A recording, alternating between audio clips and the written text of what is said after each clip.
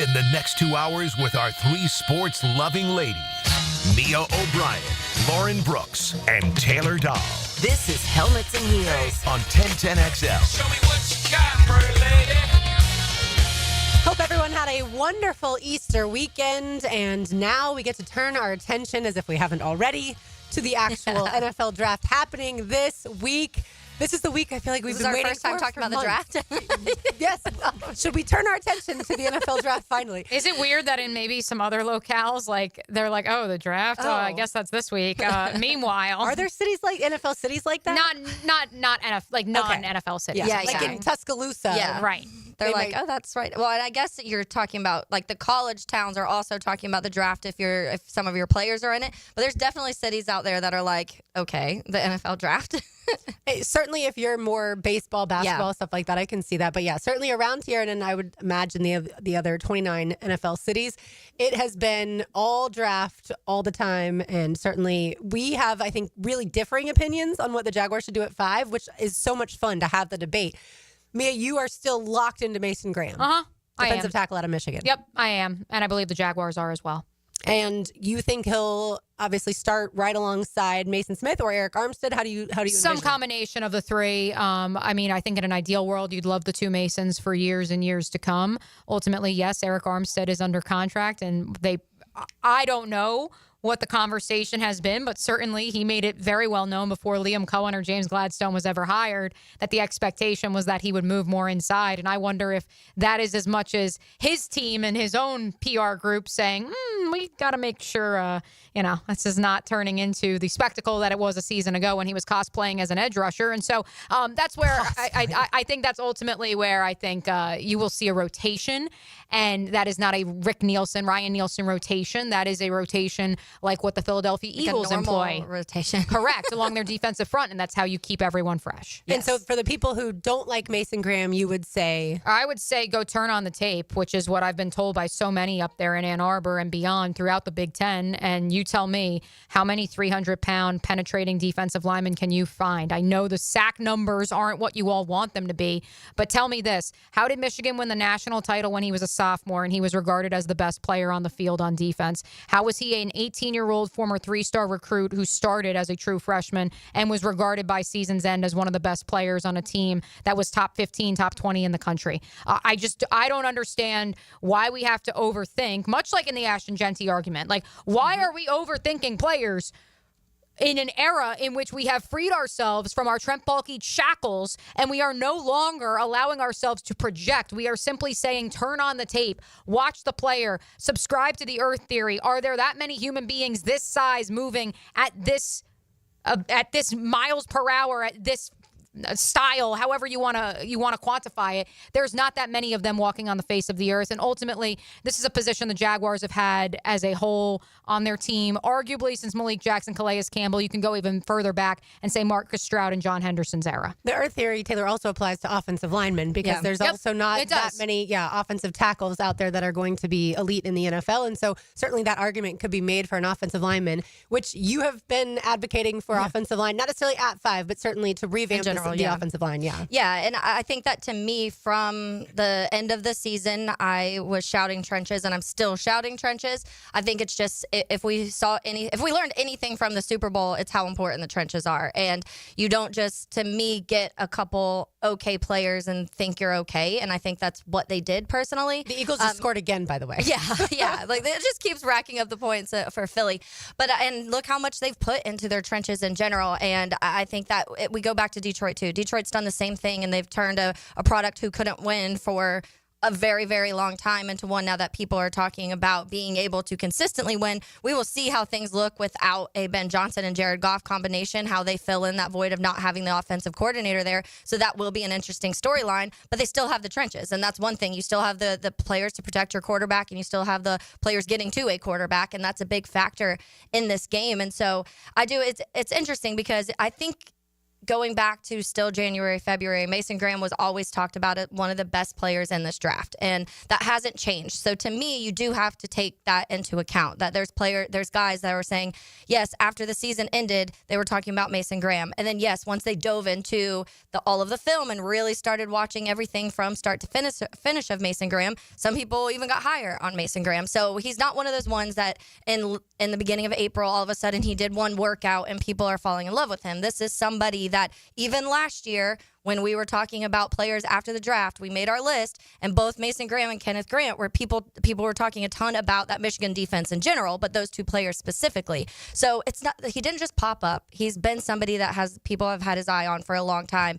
And I know the hesitations, and this is where we have to kind of backtrack and say what draft this is, because this isn't a very super strong draft. I think you just kind of have to keep that in mind when people are like, well, Aaron Donald went 13th. And so if you're not getting why are you going to draft a Mason Graham when he was nowhere near what Aaron Donald was, and you have to do it at 5. Okay, there's not an Aaron Donald in this draft. Also, 12 teams passed on Aaron Donald. So, yeah. I mean, you think there wasn't, if you would have taken Aaron Donald at 5, nobody would have regretted that. And not saying that I'm predicting Mason Graham to be an Aaron Donald, but sometimes in certain drafts, you have to evaluate that combination of your need.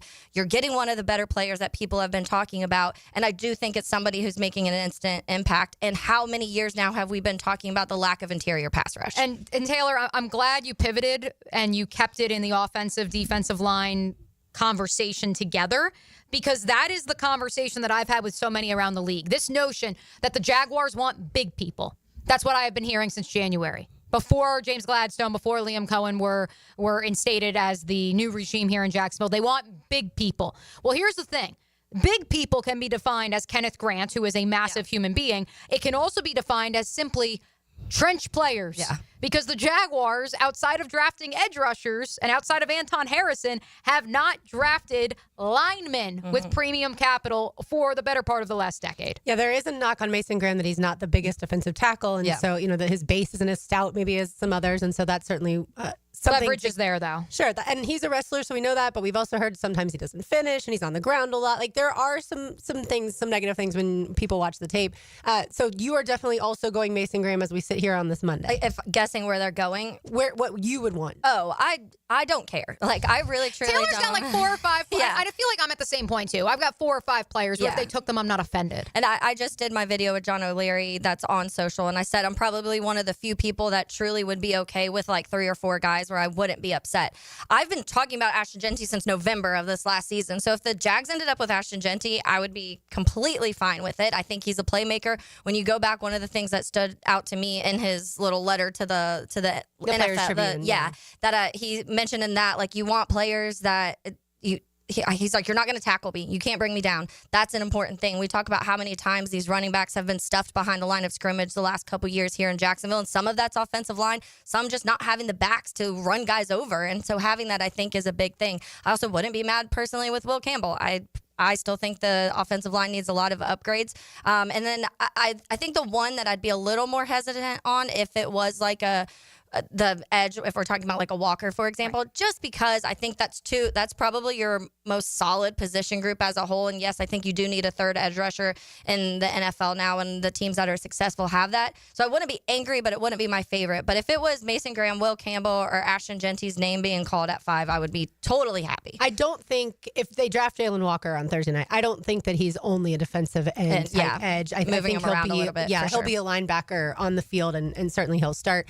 For me, it is Ashton Genty, and I think, to me, his point as far as overthinking things, you want to give your quarterback the best weapon possible. Well, if it's Tet McMillan, I'm fine with that too, with the comparison to Mike Evans. Certainly we've seen what Mike Evans has been able to do in the league, one of the best receivers we've seen probably in the last 20 years. Ashton Genty is going to take pressure off of Trevor Lawrence. That is one of the most important things you can do. And look at Jalen Hurts, like we talked about with winning the Super Bowl. Ashton Genty is intangibly rich. His, like you mentioned, his Players Tribune article, I loved how he just put it all out there. Yeah. And it was very confident. Some would say cocky, sure. But he's a guy that truly believes in himself. And he knows he's going to be successful at the next level. I think there's other guys with a little bit more of the question marks. Rushing attack is something that Trevor has talked about, that they didn't have the last few seasons consistently and efficiently. Certainly Liam Cohen knows all about that. If it's Ashton Genty, I am going to be doing cartwheels on Thursday night. Tons of great replies on the YouTube chat line as well as the text line designed by Lifetime Enclosures, 904-641-1010, the number to reach us at. We encourage all of you guys to get in on the conversation, not just today, but this week. Send us your thoughts as we inch closer and closer to the NFL draft. Our boy Hef just wrote like a diatribe on the YouTube chat line. Robert, I know you did as well. So let's start with Robert. I think a lot of the anti-Mason Graham is just boredom. We all saw this defensive line in Jacksonville get run through, and now the argument against taking Mason is that we have defensive linemen. How does that make any sense? Hef adds, Mason Graham's production is superior to every other DT. It's literally Mason in a tier by himself, followed by Harmon, Nolan, and then the rest of the DTs. Hand fighting, placement, and leverage, penetration, get off, mental toughness. It stands out. He has the one thing that this defensive line is missing. When the big play needs to happen, he is the one that makes it happen. As the Eagles are proof of, pay running backs, draft defensive and offensive linemen. Yeah, certainly it's going to take the Jaguars a while to get to the Eagles roster. We're obviously going to reference some them a ways lot. to go. Yeah, because of the fact that they just won the Super Bowl and they've been in the Super Bowl before that with Jalen Hurts and Nick Sirianni. Look, I think the Jaguars, well, yes, they have a lot of options at 5. I think the initial idea was they would have loved to trade back and acquire more picks. I think that still is on the very table. much in play. It sure seems like with all the different NFL insiders, whether it's Peter Schrager or others, saying like it just seems so quiet. It doesn't seem like people. No, Schefter reported this morning the Jags are like the number one candidate to trade back. People are calling about. But yeah, it seems like it's not something that's at least happening yet. And Schefter did say that the Jaguars are a wild card. They're picking at 5. Of course the Jags are a wild card.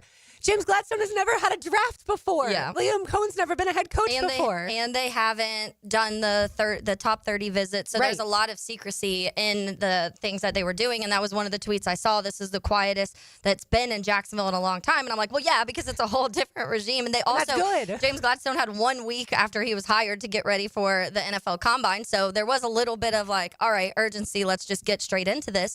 But yeah, so this is probably one. But I also feel in general to me, like I feel like by this time every year, and we do have a good sense of that, probably 1, 2, 3 right now. But I feel like most years it feels, even though you may be wrong, it does feel like you have kind of a set, all right, it looks like the board's going to be this in the top 10. And then you start getting a little crazy. This year it feels truly at number 4. That's when you're like, okay, well, this could go any way at this point. Right. Certainly the Patriots could trade back in that spot. We shall see. All right. When we come back, there's a guy that I want the Jaguars to draft. Speaking of the draft, Pat Bryant II will join us, wide receiver from Illinois and formerly Atlantic Coast High School. We will chat with him on the other side. You are listening to Helmets and Heels on a Big Chief Tire Monday. You can find them online at wekeepjacksrollin.com. They have over 7,600 5-star reviews. You know the reason for that is Big Chief Tire does such a great job. It's 1010XL 92.5 FM. Voice of the PGA Tour. Joe Coward, National College Football writer. Matt Hayes, Pro Bowl offensive lineman. Leon Searcy. There.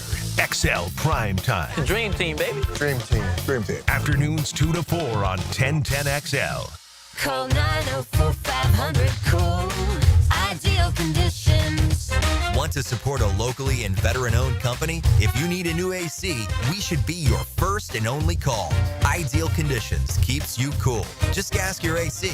Call 904-500-COOL or visit idealconditionsjacks.com. Call 904-500-COOL.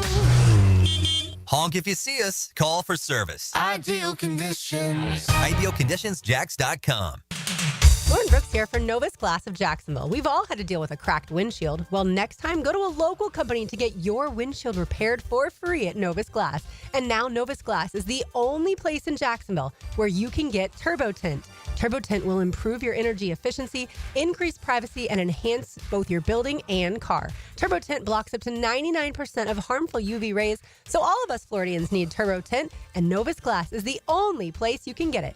Book today at orangepark.turbotint.com. That's orangepark.turbotint.com.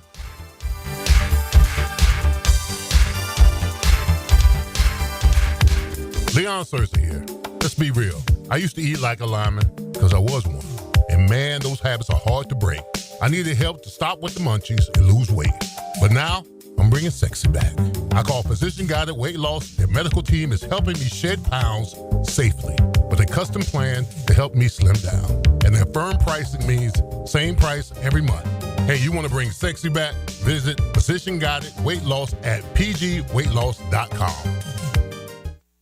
It's a Helmets and Heels Big Chief Tire Monday. Spring has sprung, and so have the bugs. It's Hayes Carline and my friends at Kingfish Pest Control offer an exclusive $99 spring special. That's right, your initial pest control service is just $99. And if you call today, they'll include a free one-time mosquito treatment. Kingfish Pest Control is family-owned, 5-star rated with no binding contracts and 100% satisfaction guarantee. Call them now to book your service. Only at Kingfish Pest Control, proud partner of the Jacksonville Jaguars. Jumbo Shrimp Baseball is home this week at the newly renovated 5-star ballpark. The Jumbo Shrimp take on the AAA Atlanta Braves. Don't miss Thirsty Thursday and Fireworks Friday and Saturday. Baseball all weekend. Tickets start at just $5. JackShrimp.com for tickets. Jumbo Shrimp Baseball. Affordable, family fun.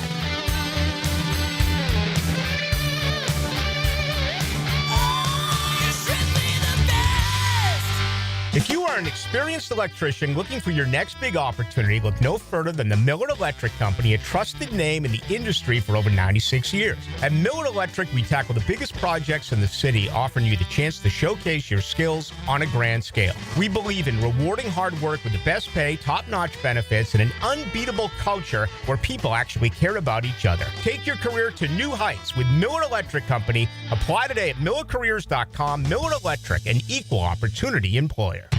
Give us your hot take. Pop quiz, hot shot. On the 1010XL text line, designed by Lifetime Enclosures. You know what I'm saying? Well, I'm awake and I speak English, so yeah, I do know what you're saying. Be part of the conversation. 641-1010. Listen up, Gen Xers. Elizabeth Banks here. The recommended age for pneumococcal pneumonia vaccination has been lowered to 50 and older, even if you're healthy. It's up to us to lead the way. We've done this before. Music videos, fanny packs, even the World Wide Web. So let's do it again and get vaccinated. We're at over 6 times greater risk for pneumococcal pneumonia compared to adults under 50. Gen X, this is our shot. Visit vaxassist.com to schedule. Sponsored by Pfizer. Bryant and Angela Wall here with Window World. By now, everyone has heard about saving money on their energy bills. There are all sorts of things you can do to cut energy costs, but most people don't think about their windows. But Window World knows that the biggest energy loss in almost every home is the windows. There is more energy loss from old builder-grade windows than just about anything else in your home. You can upgrade your heating and air, your appliances. That's good too. But before you do all that, upgrade your windows to Window World's energy-efficient windows. Window World's windows are easy to clean, energy efficient, and have the best guarantee in the business.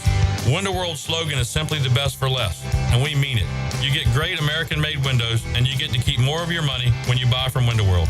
Need any more reasons to buy your windows from Window World? Call them today and set up your free in-home estimate, or go online to windowworldneflorida.com. Window World, simply the best for less. Thank you for your business. Window World also offers energy-efficient doors.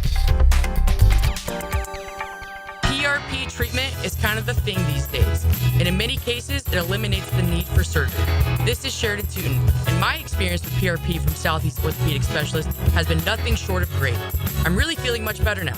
Ask your Southeast Orthopedic Specialist doctor about PRP treatment. This is Dr. Kevin Murphy with Southeast Orthopedic Specialists, where athletes are treated like pros. Relieve pain and get back to life. Southeast Orthopedic Specialists. 1010XL is presented by Farah & Farah, exclusive injury law firm of the Jacksonville Jaguars. Protecting you and your family. Call 396-5555. Jacksonville. Here's the throw. Hit as he throws. It's caught by Bryant. First down. 15, 10. House call. Touchdown. Pat Bryant from Luke Altmaier on 4th down. Everybody nationally wants to say it like this these days. Duval. But we here at Helmets and Heels and 1010XL know there is no one who is more Duval than Duval Pat himself, Pat Bryant, the pride of not only the University of Illinois, but also Atlantic Coast High School. Wow. Man, oh man, Pat, if I had told you when I was interviewing you and Mike Montemayor 5 years ago we'd be having this conversation, what would you say? What would I say? I'd say I knew it all along. How are you doing, my friend? I'm doing great, man. Enjoying the process. Ready to hear my name called. It's a process that so many of us knew 5-6 years ago that you were destined for, Pat. But here we are. You took the road less traveled. Let's start with that. You made the decision to go play for Lovie Smith, to go play at the University of Illinois. You stuck through with a coaching change, with the Fighting Illini. Walk us through these last 5 years for you, your decision to leave Duval County, your home, and make a name for yourself in the Big Ten. Just going through the recruiting process, never really been the type, to kind of follow the hype. I always wanted to, create my own path. And just going to the University of Illinois, my main focus was, get on the field early and just get used to the speed of the game and, help turn the program around. And I feel like I did a great job of that, just through my 4 years. It was just more of a just wait your turn and just trust the process, just coming up as a freshman, did what I had to do to get on the field and became wide receiver 2, wide receiver 3, and then just waited my opportunity for my senior year and just went out there and put on the show to get to the next level. Pat, when we were talking about that coaching transition, we know players commit to coaches just as much they do schools a lot. So when you did find out that Lovie Smith would not be the coach when you were starting, was there any hesitation at all, or were you just that committed to Illinois? I mean, always, like I said, once I make a commitment, I'm a very loyal person, so I made the commitment to the university. Lovie actually called me and told me he felt like it was still a great opportunity for me to go out there and compete in a great conference and, make a name for myself. So I went ahead and ran with it, did a little research on Coach B, saw that he was a great coach, great players coach. So trusted in him, man, and just trusted in the family at the University of Illinois, and it all paved the way. Pat, do you keep in touch with Tommy DeVito? TD, yeah, Tommy Cutler, that's my boy. That's my boy. Yeah, we chop it up all the time. And what has he told you about the draft process? He said, enjoy it, man. You only get this experience one time in life, man, and just it goes by quick. He said, once your name called, it's straight to business. You right on that field. So he was just telling me, like, this whole next year is going to be strictly ball, so lock in, man, and just once I get an opportunity, take full advantage of it. Pat Bryant, Atlantic Coast High School's own, of course, now of the University of Illinois, and expected to hear his name called at some point this weekend in the NFL draft. All right, Pat, let's talk a little X's and O's here. This notion of wide receivers in the modern game, the idea of the ability to flex inside, outside, not just being an X or a Z wide receiver, not just being a prototypical slot wide receiver. What do you make of that discourse, and is it maybe something that you, in your preparation for the NFL draft, have really had to hone your skills and say, hey, I want to showcase to all 32 teams that I can flex inside or outside? Yeah, that's been my main focus, man, just showcasing my skills and my abilities, whether that's playing the slot, playing the outside. You can even throw me in there a little flex tight end if you need to, but just showing my abilities to not only catch the ball, I can block, I can have yards after the catch, and just be that big play guy that can turn the momentum of games and help win games as well. Pat, I want to go back a little bit to this last year because there was a lot of special moments for you. One of them coming against Northwestern where you tied the Illinois touchdown record, and it was at Wrigley Field. So I'm sure that was a cool experience. But also then beating South Carolina, who was a team that a lot of people were talking about should have been in that college football playoff. Their defense was talked about a ton. So share a little bit about those two experiences and how special those were for you as you were kind of leaving that college experience.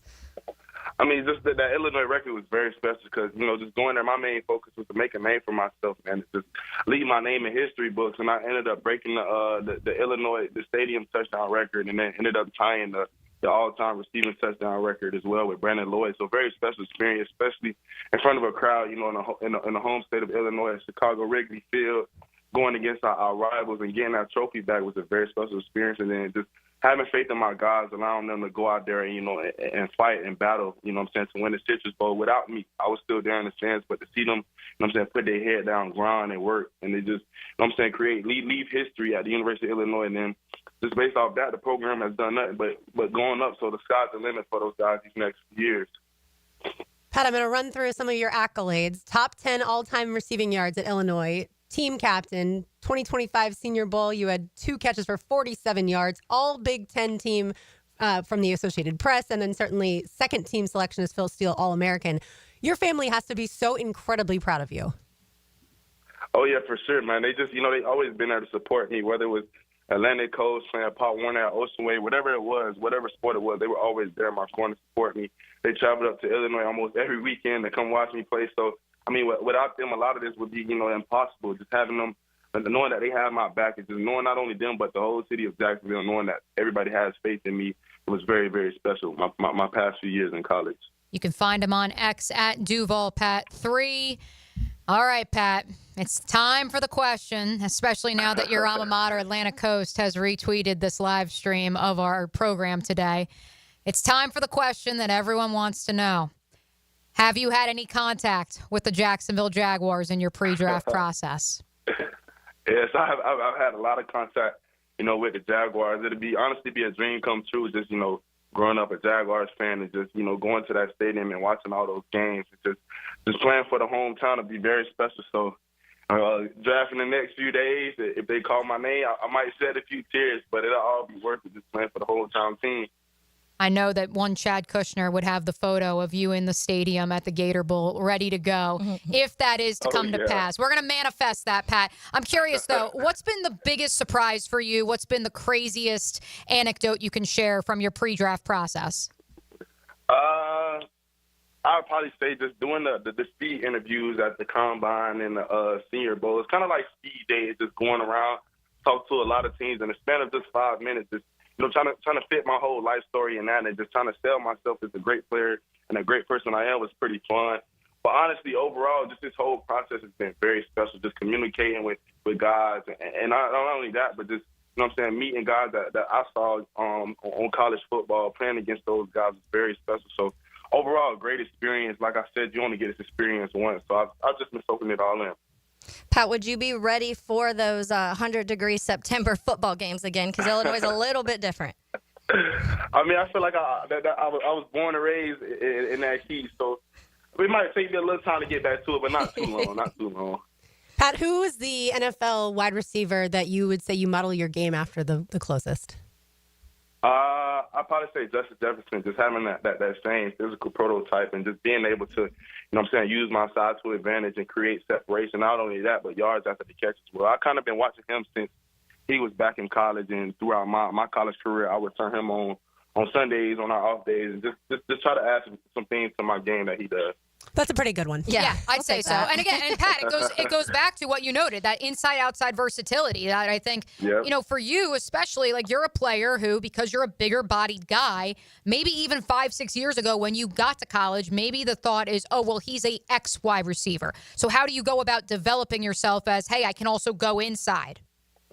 I mean, really, that comes into, just maturing and understanding the game of football, especially at the college level, just being able to adapt to, different coverages and getting open bursts. Man, it really was just putting me in a position to be successful, and my ability to adapt, from the inside, outside, just being able to move around the field and play those various positions it wasn't that hard, but, I had older guys to look up to, like Isaiah Williams, the guy that prototypical inside slot receiver gave me some tactics. So, I mean, we used to always work out together, so I added some things from him to my game.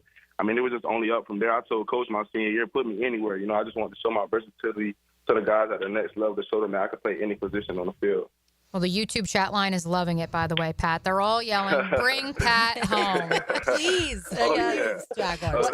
One of the things that if you watch your tape at all or if you read about you, a lot of the draft profiles, Pat, are saying, talk about your hands. You have some of the best hands in college football during your time up there at Illinois. So what does a daily workout for you look like when you're working on that part of your game? So really, my main focus is to catch at least 100 balls today. So that whether that's 50 before practice, 25 before practice, 75 after, just catching at least 100 a day. And not only that, being able to catch consistent catches. So we have like managers. I love my managers. They always stay with me after practice. They had like little padded pencils that they hit me with to help me with contested catches. So my main focus was just improve each year, whether it was drops, touchdowns, whatever it was, just to get better each week. So just coming in every day, just getting those catches in. And then my main focus when the ball in the air was always mine. So whenever it came to 50-50 balls, it was more of a 90-10, and Luke knew that. So he always knew to put the ball up and not come down with it. Pat, where do you think you'll be drafted at this point in time? I've been hearing a lot of things, but I'm thinking more day two, somewhere day two, earlier, later day two is what I've been hearing a lot. But hey, I'm just happy to hear my name called, just to get that opportunity, to reach my dreams and get to the next level. I know once I get in the door, I'll be there for a real, real long time. Absolutely. It doesn't matter where you're drafted. You're going to go out there and prove yourself for sure. Can you leave us with a Duval, please? Duval. Oh, there you yeah. go. Come there on. You You can't hear that, James Gladstone, and not say I need this man in the building. Real quick, Pat, for those who may have just heard Pat Bryant's on 1010XL, I got to turn on the radio in my car. You said you've had a lot of contact with the Jaguars. Compare that to maybe contact with some other teams? Is it more, less than maybe some others? I probably feel it's more. I talked to them at the Senior Bowl. I talked to them at the Combine. We did a few Zooms. So it's been very, very special. My head coach has talked to their head coach, the owner. So it's been a lot into it. So, I mean, hey, it's the matter of who gets me first at this point. I love it. It's a race to Pat Bryant. It's the race to Pat Bryant. Duval Pat, man. Let's bring you home. Appreciate you hopping on with Helmets and Heels. All right. Thank you guys so much. And truly, again, a self-made man who, once upon a time, yes, he didn't want to say it, but he grew up a Florida State fan, wanted to play out in Tallahassee. Yeah, he was offered by he received Tallahassee. an offer from both Florida State and Miami. Yep, yes. but Penn State, Kansas. But I remember when I went to Atlantic Coast High School and Mike Montemayor was the coach back then, and I said, no, and he said, no, I need to get on the field and I need to prove that this is my way and I'm doing it my way and I'm blazing a trail that no one else has been through before. Also, shout out to Lovey for still saying, getting fired and then saying, no, still go because it's a really good program to play for. Look, what he did in college is unbelievable. You can go watch the 38-minute highlight film. Obviously, like he said, he worked really hard to get on the field after his freshman year, didn't play as much for that year, but that's typical in college football, at least back then when he was committing. He committed in June of 2020. Yeah. The world was a totally different place. Obviously, COVID was going on, but also, it was before transfer portal and NIL and all those things. I just love it. A bit of breaking news when it comes to college basketball. Denzel Aberdeen has committed to the University of Kentucky. Oh. Yep. Little stab in the heart. Little stab in the heart there. Mark Pope. Yeah. All right. We will get it to Mia's mock draft 4.0, the final one before the draft on Thursday night when we return. You are listening to Helmets and Heels on a Big Chief Tire Monday on 1010X on 92.5 FM. Sometimes it takes a little something extra. All he needs is a little jolt of the miraculous elixir. 1010XL, Jacksonville Sports Talk Elixir. Denny Thompson here. You got to check out Tyson's Showroom Home Theater with surround sound and comfy theater chairs. You can transform your living room into a cinematic experience. I can stay there to watch all my games. It's that comfortable. Call Tyson today and bring the theater experience home. Tyson Sound and Security, your security, home theater, and home automation experts. New showroom at 3555 U.S. Highway 17 in Fleming, Iowa.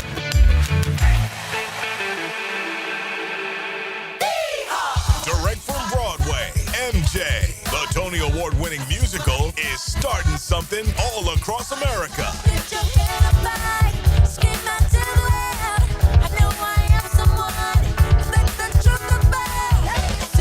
Get tickets now to what the Washington Post calls a runaway hit.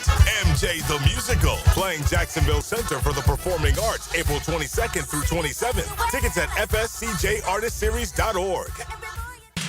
Duck Duck Air Conditioning, we've got a crazy offer just for you. We're giving away free AC inspection to our wonderful customers who call and schedule now. No strings attached, zero cost for you. One of our expert techs will come look at your AC unit and make recommendations to ensure it's running at peak performance. But you must act today. A deal this good won't last forever. Call 904-862-6769. That's 904-862-6769 or visit them online at duckduckac.com.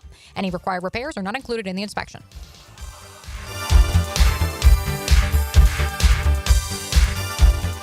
Hey, it's Matt Hayes. There was a time when if you handed me a bread basket at a restaurant, you better watch your fingers. Pizza, pasta, bread, carbs were absolutely my weakness. I'd be lying if I said they didn't have me hooked. Then Awaken 180 came into my life. I've been down every diet road there is, but this is different. It's not just another diet. It's a total reset of how you see food. You know that carb craving that we all accepted as normal?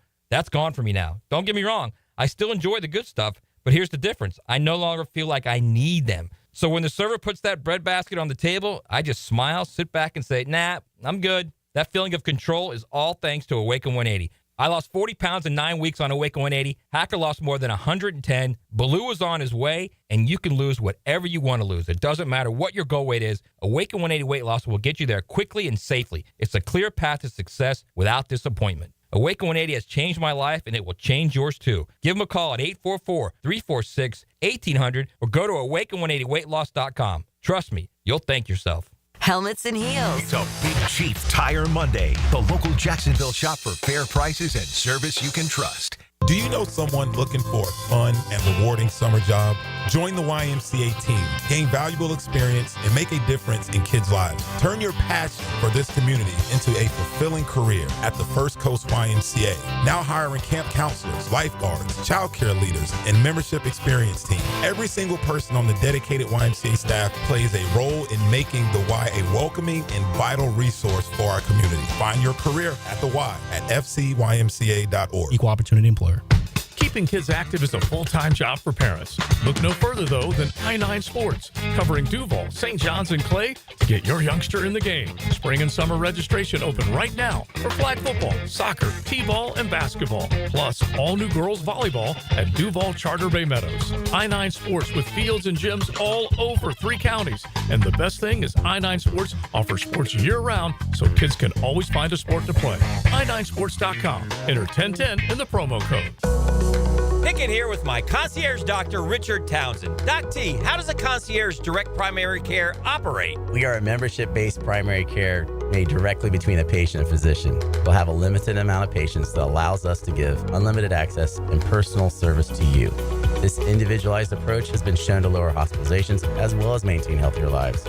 We also give 24/7 access via phone to me outside of our scheduled office hours. To learn more, go to mypvconcierge.com. Enjoy a great day of golf and support Eagles View Academy Athletics. Friday, May 2nd at the newly renovated Bent Creek Golf Course. 8:30 shotgun start, best ball format. Find out more at evawarriorsathletics.com. This Date in Sports History is brought to you by Southeast Orthopedic Specialists. On April 21st, 1994, MLB first baseman Eddie Murray on the Cleveland Indians at the time set a new record for number of switch hit home runs in a game with 11. 1010XL's draft previews are brought to you by Big Brothers Big Sisters of Northeast Florida. Be a Big. Travis Hunter is an exciting two-way player whose world-class athleticism and ball skills help him shine on both sides of the field. Hunter is an instinctive, natural football player with a feel for making the biggest plays at the biggest time. Jacksonville would need to make a decision on where and how to play Hunter if they drafted him with the 5th pick, but he's capable of making a good number of winning plays as a future star, no matter the choice. Life is just so busy this time of year. Between work, the kids' games, family vacations, I need a yard hero to free up my weekends. You mean somebody who does mowing and trimming? Yeah. How about mosquito control? Yeah. What about irrigation and pet waste removal? You do that too? You're my lawn hero. Find your lawn hero at heroeslawncare.com. Heroes Lawn Care, because every lawn needs a hero. When you need a mechanic you can trust, call Sam, Harry, or Joe at AA Automotive on Richard Street. From oil changes to complex engine repairs, AA Automotive promises expert service and honest pricing from a local family biz. AA Automotive on Richard Street. 1010XL is presented by Farah & Farah, exclusive injury law firm of the Jacksonville Jaguars. Protecting you and your family. Call 396-5555. Jacksonville.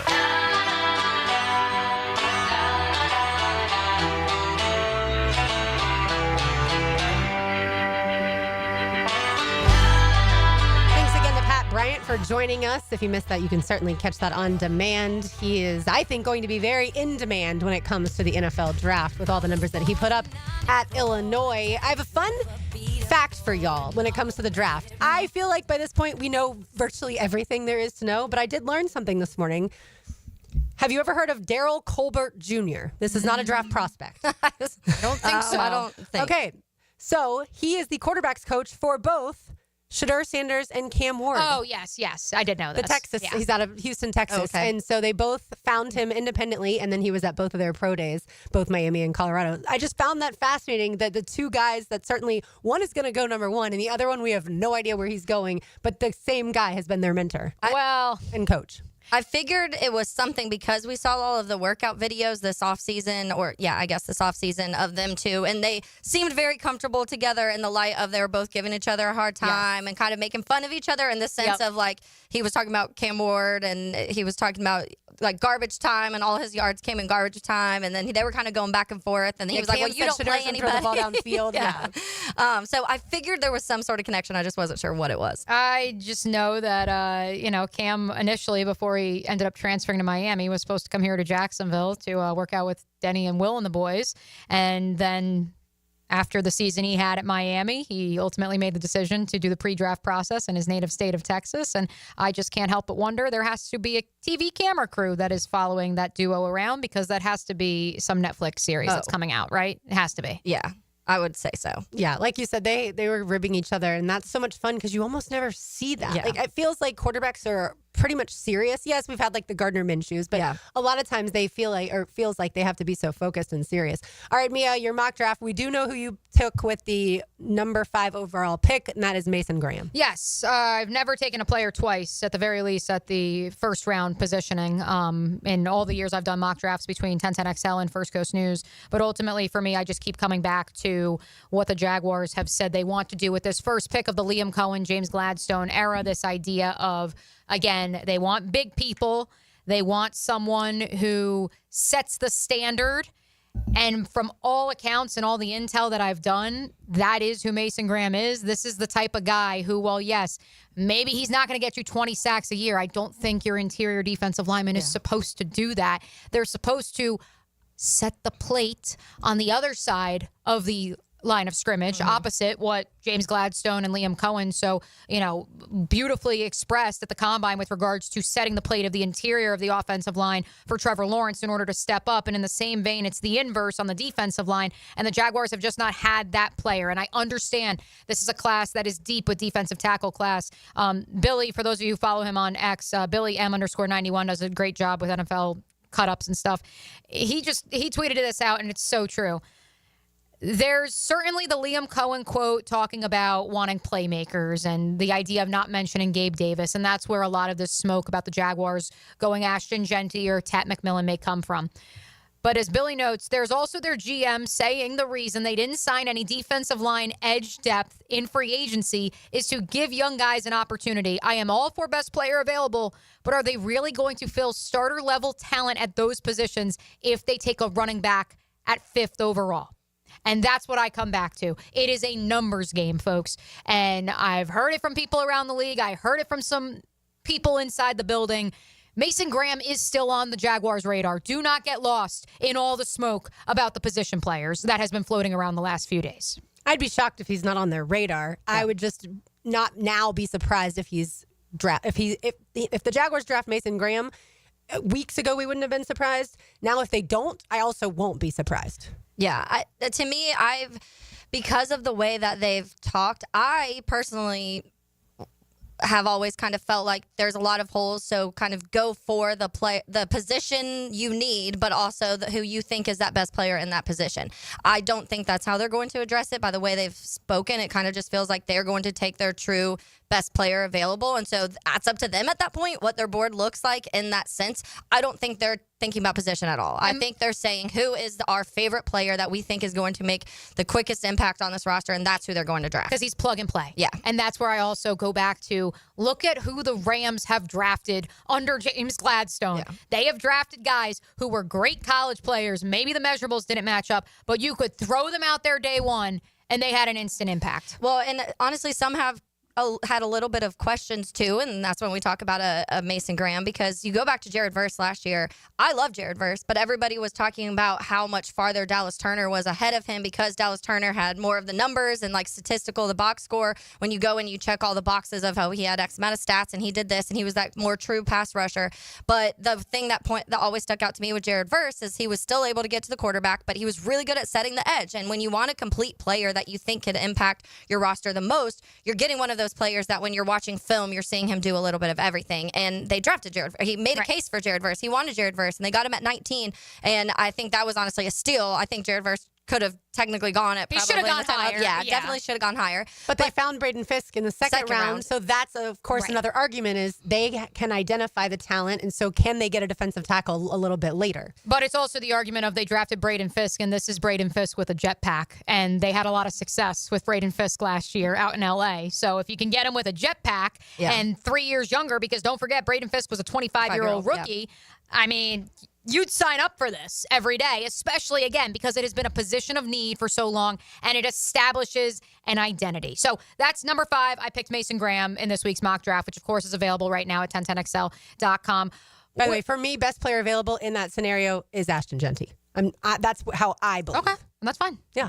That's what I said. It just depends what they think. Sure. Yeah, absolutely. I have the Jaguars coming up from 36 at pick number 30. They only have to give up 36 and 107. I know there was some discrepancy on the timeline. People asking me if that's real. That's at least what the NFL trade value chart designates for me in terms of the point value. They would only have to give up that early 4th round pick. And with that trade with the Buffalo Bills, the Jaguars select Emeka Ekbuka, wide receiver, Ohio State, who once again fulfills this idea of plug, play, turn on the tape, very high floor. Yes, maybe the projection of being this crazy freak athlete isn't there the way it may be with other players at the position.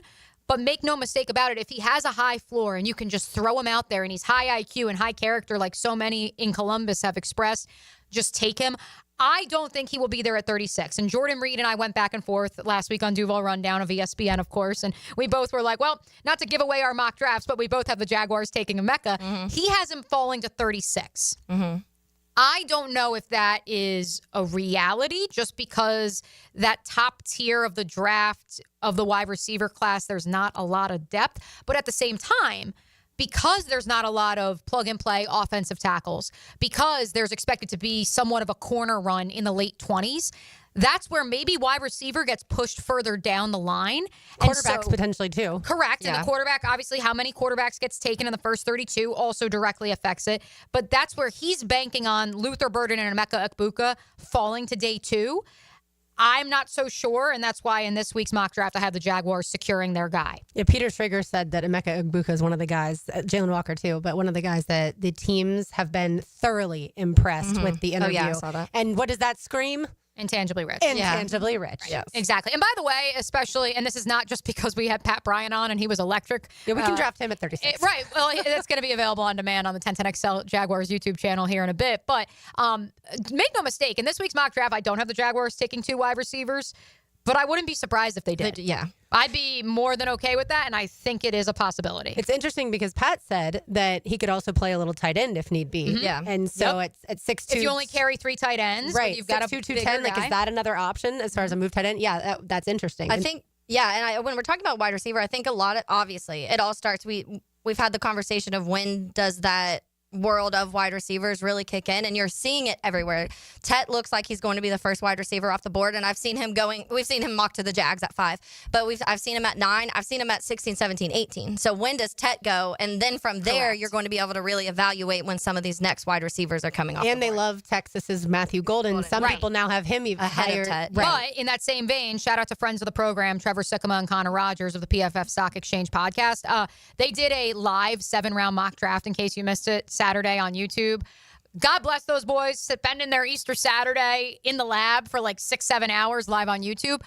They had Matthew Golden falling out of the first round. And again, that may just be circumstance, but like I saw that and he falls to the Jags and I'm like, what? Ekbuka went in the first round in that scenario. Well, so this one, the one I'm looking at right now, which is like one of the CBS guys' most recent one, but they have Tet at 16, then they don't have the next wide receiver going until Luther Burden at 29. Right. And so that would shock and then me. Emeka at 32. So Matthew Golden would be falling into that early second round. So is that a guy you go after? Yeah, he's an interesting one because he's kind of a late bloomer. Yeah. He seems like a great kid. I think that what's interesting with him is, again, I just go back to the fact that his head coach, Steve Sarkisian, was stunned when he ran a 4.2 at the combine. Like, why is there disconnect there? You know, like that's just not that it's a red flag, but it's just curious to me. And I really haven't done a ton of homework on Golden, which probably means he's going to be the pick. But yeah, I was fascinated because he does have inside-outside flexibility. If the Jaguars trade up to 30th from obviously 36, we will be broadcasting that pick around midnight? Yeah, we've already made it known. Like, poor Frank Frangie and Jeff Lageman, they will be live on your radio. As far as our YouTube X Facebook Duval Rundown live broadcast, we are cutting that off at 10. But if that happens, Gus Logan and I will be firing up an emergency podcast at 12:30 in the morning. So don't worry. We'll have your intel on it literally when you wake up or that moment right then and there because we'll go live. So, we have a hard dead out. Like we're deadline. We're like calling it. And then if it does happen, which now it probably will, we'll be ready for it. Real quick, my 2 third-round picks in Mia's mock draft 4.0. Braden Swinson, edge out of LSU with the 70th overall pick. Wyatt Milam, offensive lineman out of West Virginia. Jordan Reed and I also talked about, he believes, and I do as well, that the Jaguars, because they have signed 4 offensive linemen in free agency and not a guarantee that all 4 are on the roster, let alone 2 of them as starting members of that offensive line. But he believes, and I do as well, that the Jaguars will target players who offer guard tackle versatility. Milam's name continues to gain traction as the weeks go on leading up to the NFL draft. He's a mean, nasty, you hear those buzzwords all the time, so instead I'll throw this intangibly rich anecdote at you. Just the second true freshman to start along the offensive line at West Virginia in 40 years. Zach Frazier, who was pretty darn good for the Steelers in his rookie season last year, being the other. And so I think that he's the perfect pick where maybe he's your swing at multiple positions his rookie year, and then he takes over for Ezra Cleveland at that left guard spot. And once again, much like Mason Graham, sets the tone. Swinson's an interesting one. Oregon transfer, measurables for days. If Trent Baalke was still the general manager of the Jaguars, you could take it to the bank that Braden Swinson was going to be a Jacksonville Jaguar. Now, not so sure. Plus, his stock keeps rising. 13 tackles for loss, 8.5 last year. Kind of a breakthrough after never really putting it together in the previous 3-4 seasons. But I just think it's fascinating because he has even odd front versatility. He could be an outside linebacker. You could line him up in sub packages. And so, again, ultimately, if you bring him in if you spend high value, and by high value in the draft, I mean a day 1 or day 2 pick on the edge, does that suggest, hey, this is a guy who's going to be plug and play, and not that he's going to usurp Trayvon Walker and Josh Hines-Allen of snaps, but will that truly finally allow for Trayvon Walker to kick inside on third down? Yeah, I like it. I like Braden Swinson a lot. I feel like he's one of the guys that in the last few weeks I've started seeing more people be like, why aren't people talking about Swinson more? But it is very interesting when it comes to a lot of the edge players. When I've done my podcast and talk about them, a lot of them do have, there's a lot of versatile defensive linemen in general in this draft. And when I talk to anybody, they're all like, oh yeah, he could play on the outside. You could slide him on the inside. And I think we're seeing this world where colleges are doing that a little bit more because they're noticing the NFL doing that a little bit more. So guys know having that versatility helps them get drafted higher. Absolutely. All right. We will keep it on the draft. I want you to hear a couple comments from Pete Prisco on the Frangie Show on Friday. He had one really interesting take on the offensive line. We'll give you that on the other side. It is a Big Chief Tire Monday. You can find them online at wekeepjacksrollin.com. Anytime I need any automotive services, I head to Big Chief Tire, one of the 5 locations around Jacksonville. It's Terminix on 92.5 FM. Get more horsepower under the hood. Boogity, boogity, boogity. Let's go racing drivers. This Sunday at Talladega. NASCAR is tuned up by Maxie's Mechanics on Jacksonville's NASCAR station, 1010XL. Daly's Dash is not only your Jaguars game day stop, but a great place to grab a meal any day of the week. To honor the Jags and the fans, we've crafted the Duval Sub. The Duval comes with freshly sliced turkey, ham, melted cheddar, and habanero jack cheese, topped with crisp lettuce, fresh tomatoes, and a double portion of our secret sauce, all served on a fresh roll. Come by your local's Daly's Dash today to get your delicious Duval Sub. Daly's is the official convenience store sponsor of the Jacksonville Jaguars. Lauren Brooks here. It's the Cruise in the Summer event at Hodges Mazda at the Avenues. For a limited time, get up to $5,000 off a new 2024 Mazda CX-50 Preferred and receive a free 5-day cruise for 2 with your purchase. With off-road capability and this special offer, your summer adventure starts now. Hurry, 2024 Mazda CX-50 Preferred models are in limited supply at Hodges Mazda. Offer valid on new 2024 Mazda CX-50 Preferred only. MSRP $32,564. Must trade in a vehicle and finance through dealer to qualify for discount. Cruise and vehicle availability limited. Travel taxes and fees additional. See dealer for details.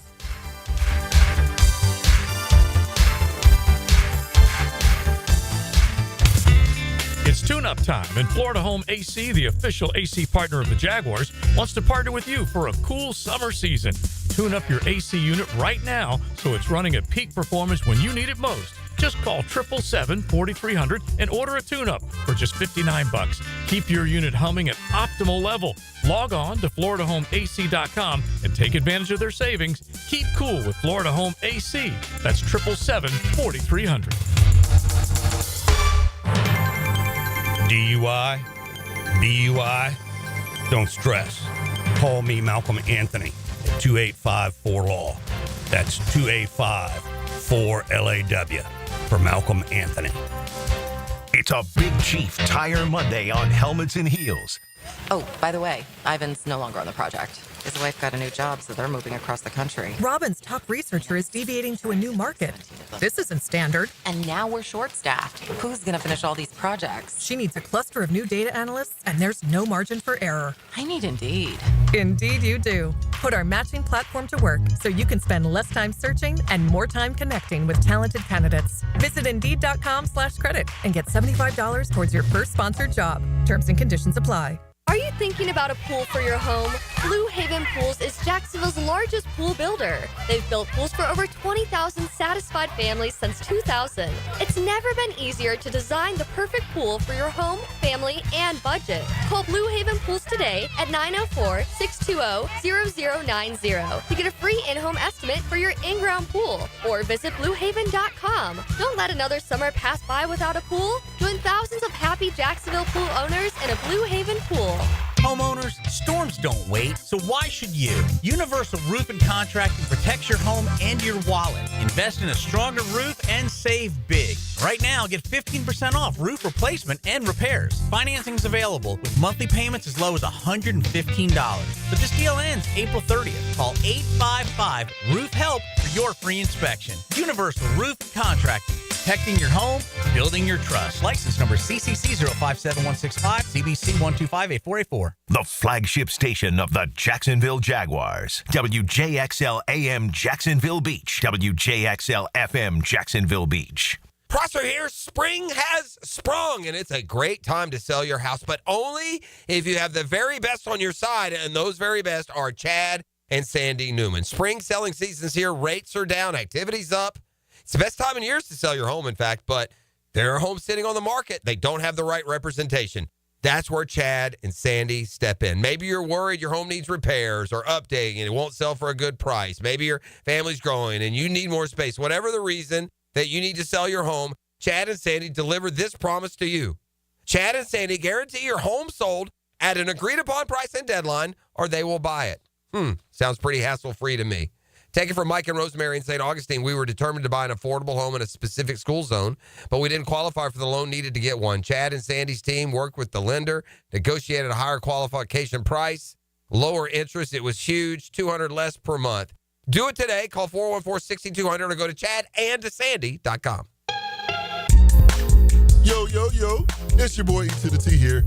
And I know that getting into an accident is stressful, but getting the proper care doesn't have to be. That's why I recommend McGowan Spinal Rehabilitation Center. Even if you're at fault, your insurance covers you. And remember, you have the right to choose your own doctor. Even a minor accident can cause whiplash for years if it goes untreated. So don't wait. Call the auto accident experts at McGowan Spinal Rehabilitation. Your recovery starts today. It's game time for your business, and Advanced Business Solutions has the winning play. With Xerox copiers, you'll never miss a deadline. Fast, reliable, and built for high performance, Xerox copiers keep your team ahead of the competition. From printing to scanning, Xerox brings the MVPs of efficiency to your office. Ready to make the winning move? Hire the champions at Advanced Business Solutions. Veteran owned. Printers, copiers, and IT management. Advanced Business Solutions. Beat the spring cleaning rush and call our cleaning heroes at Zero Res. This month, get Zero Resified and take 25% off all services. Visit ZeroResJacksonville.com and tell them Hicken or 1010XL sent you. Zero Res. I'm Max Fink with your 1010XL Southeast Orthopedic Specialist local sports update, brought to you by First Coast YMCA. The NBA and NHL playoffs both got underway over the weekend with some Florida representation. Starting out in the NBA, the Orlando Magic fell 103-86 in Game 1 of their series versus the Boston Celtics, thanks to Derek White's 30-point night with the help of his 7 made threes. Paolo Banchero showed some serious fight in the Magic with 36 points and 11 boards. The Magic hope to see continued production from Banchero and Franz Wagner in Game 2 on Wednesday, hoping to bring the series back to Orlando 1-1. On the ice, the first-round duel between the defending Stanley Cup champion Florida Panthers and the Tampa Bay Lightning will start at 8:30 tomorrow night. Both teams will begin their push to keep Lord Stanley in the Sunshine State for the 4th time in 6 years. It's 84 degrees at 1 o'clock. Time and temp brought to you by Bueller Air and Plumbing. Stay cooler with Bueller.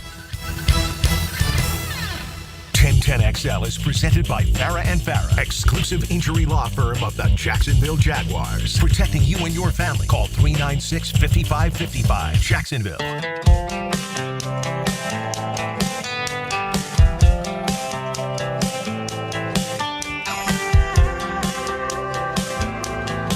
Bryant, Taylor Doll, RJ Saunders. I'm Lauren Brooks with you on this Big Chief Tire Monday. All right, Pete Prisco from CBS Sports usually is not a running back advocate in the first round, but he has strong thoughts on Ashton Jeanty being the pick at 5 for the Jacksonville Jaguars. When you really look at it and you really study it and analyze it, yeah, I hate taking a running back in that spot. I'll be honest with you. I mean, it goes against everything I believe in.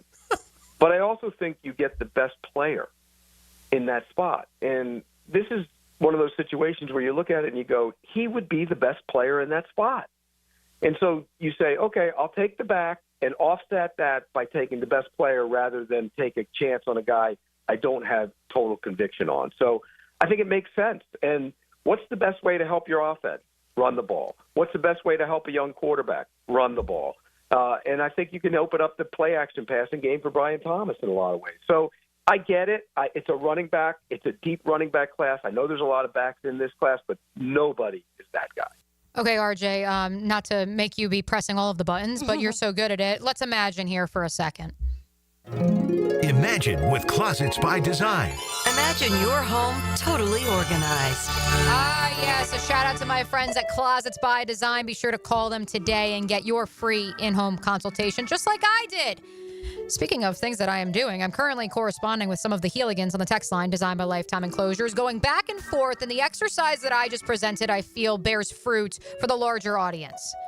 When you look at Ashton Jeanty, who I believe is a great player, as we've already outlined during the first hour of today's program, ultimately, because Trent Baalke is not the general manager of the Jacksonville Jaguars anymore, I could see them selecting Ashton Jeanty, Will Campbell, Mason Graham, because all of those players are turn on the tape, plug and play, elite college talent that are believed to translate to the next level.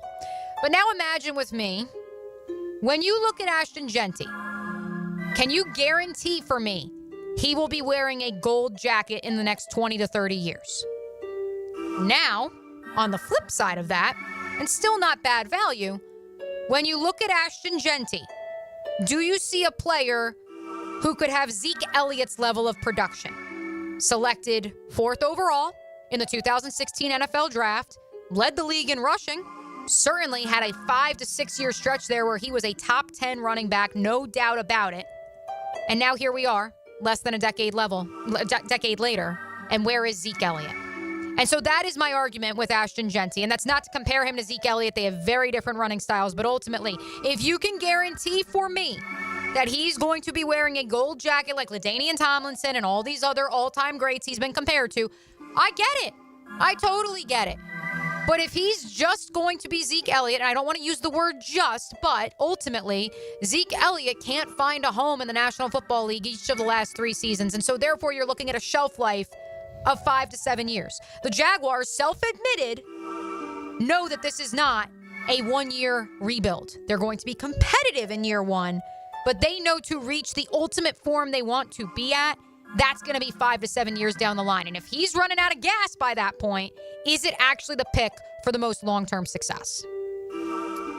So a couple things. I think that, number one, you are heading into year 5 of Trevor Lawrence. I've said this time and time again, and I'll keep saying it. You've got to figure out what Trevor Lawrence is, and you're not going to be able to fully do that if you don't have an offensive line and you don't have a run game. So I think that they also want to talk about that. And when Liam Cohen made comments about the draft and if they were planning for the next decade or if they were planning now, he did say, we want to win now. Yeah, we are in the midst of that, hoping that you build something for 10 years. But I think they're well aware that, you know, in 5-6 years, Trevor Lawrence is going to already be in year 11, 12. So do you want to use this next 5 years and get a weapon that can immediately help Trevor Lawrence and the Jaguars win games, and you be, especially in this time frame that we have right now with the AFC South kind of being on, it's just not very good. There's a lot of quarterback questions with a couple of the teams, and then we saw C.J. Stroud kind of struggle. They're not going to have Tank Dell this next year, so they're figuring stuff out. They have to build their whole offensive line, it seems. So you are in this window where I feel like they do think that they could win, and if they believe that Ashton Jeanty is a guy that could come in and immediately do that, I don't think you care about if he's in 10 years being that guy that is a top tier running back at that time. If you are telling people that you are getting that prime Ezekiel Elliott for the next 5-6 years, I don't know if people would say no to that. I like this one from 910. Does drafting Jeanty, he says, I'll read the full thing. We all saw how Fournette worked out, right? Jeanty is better than Fournette, obviously, but drafting him treats the symptom, not the problem. To me, it treats the symptom too, and that is your Well, that's what he's quarterback. saying. It doesn't fix the problem. Yeah, I think it fixes both the symptom and the problem. Well, you got a lot of problems, so you have to pick one at 5. You can't fix all the problems at 5. So which one is more important to you? Helping Trevor Lawrence, which I think offensive lineman or Ashton Jeanty do that. I don't think there's like I said, I would be mad at Will Campbell. Do I love that at 5? No. But when it comes to on the other side, when it comes to Mason Graham, you're not directly helping Trevor Lawrence in that sense. Yes, you're helping that interior pass rush, and you're helping some of the other things when it comes to defensively. But if you want to directly help Trevor Lawrence, the best person at 5 is going to be Ashton Jeanty. And we can't guarantee Mason Graham is going to be a guy that's also in the Hall of Fame, right? Like No, it's and not that's like what somebody we can, texted into. Yeah, Yep. project all of that. All right, so But it's also the positional value. That's the reason that I bring in the gold jacket conversation. It reminds me of last year when we were talking about Brock Bowers, and every single person we talked to in the top was like, we really like him, but I don't know if we can take him at 5. A lot of people probably wish they had Brock Bowers on their roster right now. Yeah, without a quarterback and one of the best tight ends, and usually rookie tight ends. And a historical tight end. Right. Usually tight ends as rookies don't perform that well. It takes a little while for that position to get adjusted. Not for Brock Bowers. And to your point, I literally thought about that this morning. Yeah. Of like, who's going to be that player this year? Maybe Shador Sanders, where people are like, we probably should have taken him higher. Yeah. All right, so circling back to Pete Prisco, the follow-up from Hayes Carline on the Frangie show to Pete was, will the Jaguars be able to block for Ashton Jeanty? When you look at that offensive line, I think they feel competition at left tackle. You know, the Johnson kid they got from the Eagles is a good player. So he'll be the left tackle. I think the center is going to be Hainsey. You paid him. He's going to be your center. He's not a great center. He's a good quality center. Makari, whichever guard you want to play him on, is fine. And then Harrison, you drafted him in the first round. Go do it. And then they have a couple quality backups to challenge those guys. If Walker Little can push. And then you got, the other kid they got from the Cowboys. So you have guys. They do need to draft an offensive guard, and I think they will. And because I don't think Cleveland's the style of guard they want. I don't think he'll be their starting guard. So they'll draft a guard maybe in the second or third round, and then all of a sudden you have competition on that offensive line. I think the line is going to be improved. If Harrison takes the next step, which he needs to do, and those other guys that they have will be upgrades over what they had last year, they'll be improved. I don't think you need to force Will Campbell because I don't think he's a tackle. I think he's a guard. I don't think Membo is one of those guys. When you look at him, he's on the ground a lot. I don't think he's a great finisher. I think he's got wonderful athletic ability. He's only 20 years old, so there's a lot of possibility there. But haven't you played that game before with the right tackle position as well?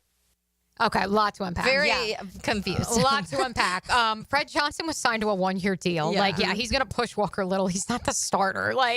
This is what's confusing. It's pretty much like, the line's pretty decent, but actually there could be 3 of these guys that won't even be playing the position that are currently on the roster if they just did what Pete just said. Fred Johnson as left tackle is fascinating. If Pete has actually heard that. No, I don't think he has. I think that's just Pete. I think he forgot about Walker Little and then later was like, oh, yeah. He's going to push there. Yeah, that again, if you want to go back and listen last week, I went on my diatribe about the asshats who hate Walker Little. I don't understand what he did to offend you all, but whatever.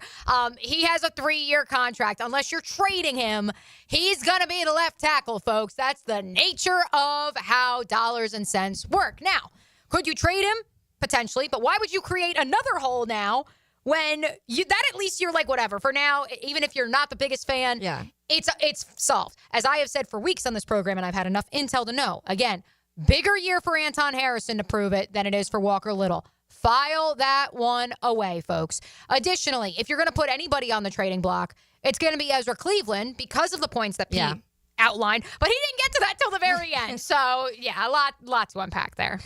Yeah, very interesting. I think because pretty much it sounds like from what he was just saying, it would be Fred Johnson at left tackle. Walker would push somebody possibly, but Ezra doesn't fit. So you're going to also have to kind of go through him. And then he's like, the other guys, they're good. They're better than what you had last year. Okay, last year sucked. And then Anton Harrison, you're hoping continues to improve. So if not, you're still looking at a 5 offensive lineman that you don't really like. Exactly. So then does that even answer the question that PFF has the Jaguars ranked 19th for last year's offensive line grades. Look, I think, not grades, but rankings. I think that you have upgraded center, even though I liked Mitch Morse, but at this point in time, he was obviously on his way out. That's why he retired. I do think that. You don't. You liked Morse better than Hainsey. Mm-hmm. I think Hainsey couldn't keep his job at his previous stop. And granted, it was from a good offensive lineman, but that concerns me. Yeah. To me, watching the Jags offensive line last year, like we've said, pretty good in pass protection, but not at all good in running the football. And so that part of it, I do think Brandon Sheriff, again, was aging, and so you needed to upgrade right guard. The left guard, it sounds like maybe they'll draft a guy to replace Ezra Cleveland because he's not what they want. They want that interior of the offensive line to be road graders, and they want to be able to run the football, and that's obviously not what we've seen here the last 2 years. Yeah, and that's where it all comes into when you talk about, he also just said he thinks Will Campbell is going to be a guard, which that is going to be a conversation for a long time, too. What ends up happening with that, because I've talked to people say, no way, he's a tackle. I've heard people on the Beast, they had Kelvin Banks in their guard section, not even in their tackles, which is crazy to me because everybody I've talked to about Kelvin Banks says he's a tackle in the NFL. And so this is that time of year where you do start to maybe over-evaluate some of the linemen in general and where they fit and where they don't fit. But sometimes it's just truly like if they've played that position their entire college career, I don't know why you would. And John Jansen said the same thing when we had him on. Like, don't draft somebody and then immediately move them to another position. Right. That doesn't make any sense. By the way, the YouTube chat line is like, Fred Johnson is not starting, Pete. I forgot about him, honestly. When he said his name, I was like, Fred. He was good. He was good depth for the Eagles, so it's a great signing, but, he's not the starter, so the YouTube chat's getting a kick out of it. This one's from I knew they would. I Am Preacher Man. I'd grab one of the top 2 guards also and maybe even a center later. It's an interesting point, Preacher Man, because what I would argue is as much as in this week's mock draft, I have the Jaguars taking Wyatt Milam, who's a guard tackle. Mm-hmm. He's going to be a guard in the NFL, but he could kick out to tackle in a pinch, much like Jonah Savanaia, Jonah Arizona of course, Wildcat acclaim. But at the same time, there is an argument to be made of, let's say Jackson Slater's there in the 5th round out of Sacramento State. He's a guard, but he could come and play center for you. There's a couple other names, Clay Webb out of Jacksonville State, who was the top center prospect in his high school recruiting class, couldn't get on the field at Georgia, transfers to Jacksonville State. He's been a 3-year starter at guard, but people believe because of his size, he actually should be he should be a center. Oh, a center. Nice. And so that's where maybe you take one of these day 3 guys who are a guard and add depth, but then potentially kick to center. And of course, the biggest variable we haven't discussed yet is what do they think of Cooper Hodges, and is Cooper Hodges healthy? Yeah. Because Luke Fortner too, not the health part. But. Right. And Luke Fortner as well. Absolutely in terms of depth, but he's also in the final year of his rookie contract. Cooper would have 2 more years. And I just go to, he was taking snaps at center in the preseason last year. Yeah. And so if you believe he's healthy, and you're not going to start him right away, obviously, because you have other pieces in place, but if you believe we're going to go right back to what we were thinking with him, then okay, maybe he becomes your center 2 years down the line when you can get out from underneath of Hainsey's contract. Yeah. I'd still like 2 offensive linemen in the draft, personally. We shall see with 10 picks, 6 in the first 4 rounds. What do they do? I'm just excited to begin this week. All right, we've got the Terminix Pest of the Day. On the other side, you are listening to Helmets and Heels on 10 to Next on 92.5 FM. We get ready. We wake up every morning ready for competition. Just say game on and let us play. Bring it on, baby. Hit me. 1010XL. Jacksonville Sports Radio. Lauren Brooks here for Terminix. When mosquitoes show up, they are such a buzzkill. You want them out of your yard and fast. At Terminix, they know that mosquitoes bite, but not for long. They'll provide regular treatments to protect you and your family all season long, like they started at my house on Friday. Go ahead and schedule that picnic, because when mosquitoes show up, so does Terminix. Don't live with a mosquito problem. Terminix it. Visit Terminix.com today to schedule a free inspection online. That's TERMINIX.com.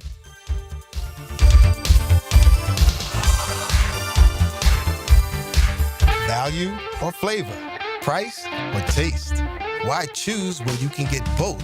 With everyday deals at Sonny's. Right now, you can get the pork big deal for $10, the pork and rib combo for $12, and all you can eat ribs for just $19.99. Yep, you heard right. All your favorites are now available all day, every day. And that's why it's always Sonny's here. Sonny's Barbecue. Local pitmasters since '68.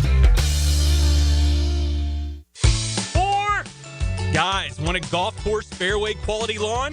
TopDressing.com just landed in Jacksonville with the golf course secret for St. Augustine grass homeowners. A patented process that aerates and turns your turf into a fairway stunner. Serious golf course technology, but in your yard. Less water, tighter cuts, total neighborhood domination. No one else scores a perfect 10 lawn. Hit TopDressing.com now. You will own the block. Top dress your yard like the pros with TopDressing.com.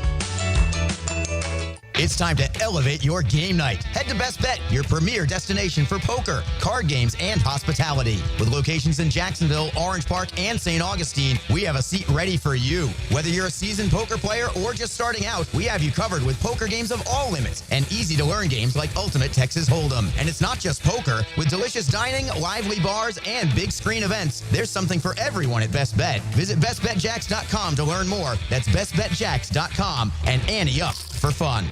It's a Big Chief Tire Monday. The local Jacksonville shop for fair prices and service you can trust. It's heating up at Ride Now Jacksonville. Get water adventure ready with the 2024 Yamaha AR195 boat. With its supercharged engine, innovative design, and water sports features, the Yamaha AR195 is ready for anything you throw at it. Originally $46,000, now just $36,000. Oversized in-floor storage for wakeboards and extra gear, deck and hull design that maximizes space, comfort, and versatility like no other 19-foot boat. Ride Now Jacksonville on Blanding Boulevard. We'll meet or beat any price on all 2024 and prior models. Duck Duck Air Conditioning is here to save the day with a free AC system inspection. Call now, 904-862-6769. Duck Duck Air Conditioning, duckduckac.com. Any required repairs are not included in the inspection. If someone you love needs a pick-me-up, then it's time to get serious about it. And send them a Kuhn floral arrangement. ET here with 1010XL. You'll be assured of a quality delivery, that's for sure.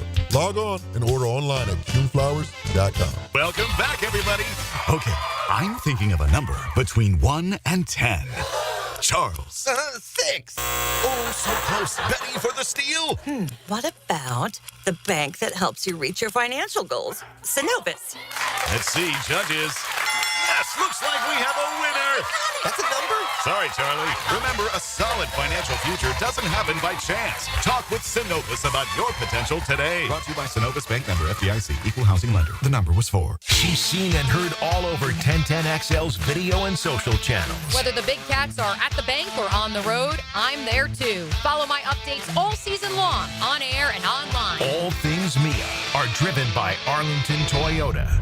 It's here. Beard's Diamond's first ever massive sale on all diamond stud earrings and all tennis bracelets. Now through Sunday at 4 p.m. Save 20%, 30%, even 40%. Beautiful diamond stud earrings and gorgeous diamond tennis bracelets. Perfect for any occasion. Take advantage of huge markdowns. Best prices ever. Corporate-owned big box stores could never offer this extreme value, but locally owned Beards can. And it's happening now through Sunday. Up to 40% off. Beard's Diamond, St. John's Town Center. Shop local. Shop Beards.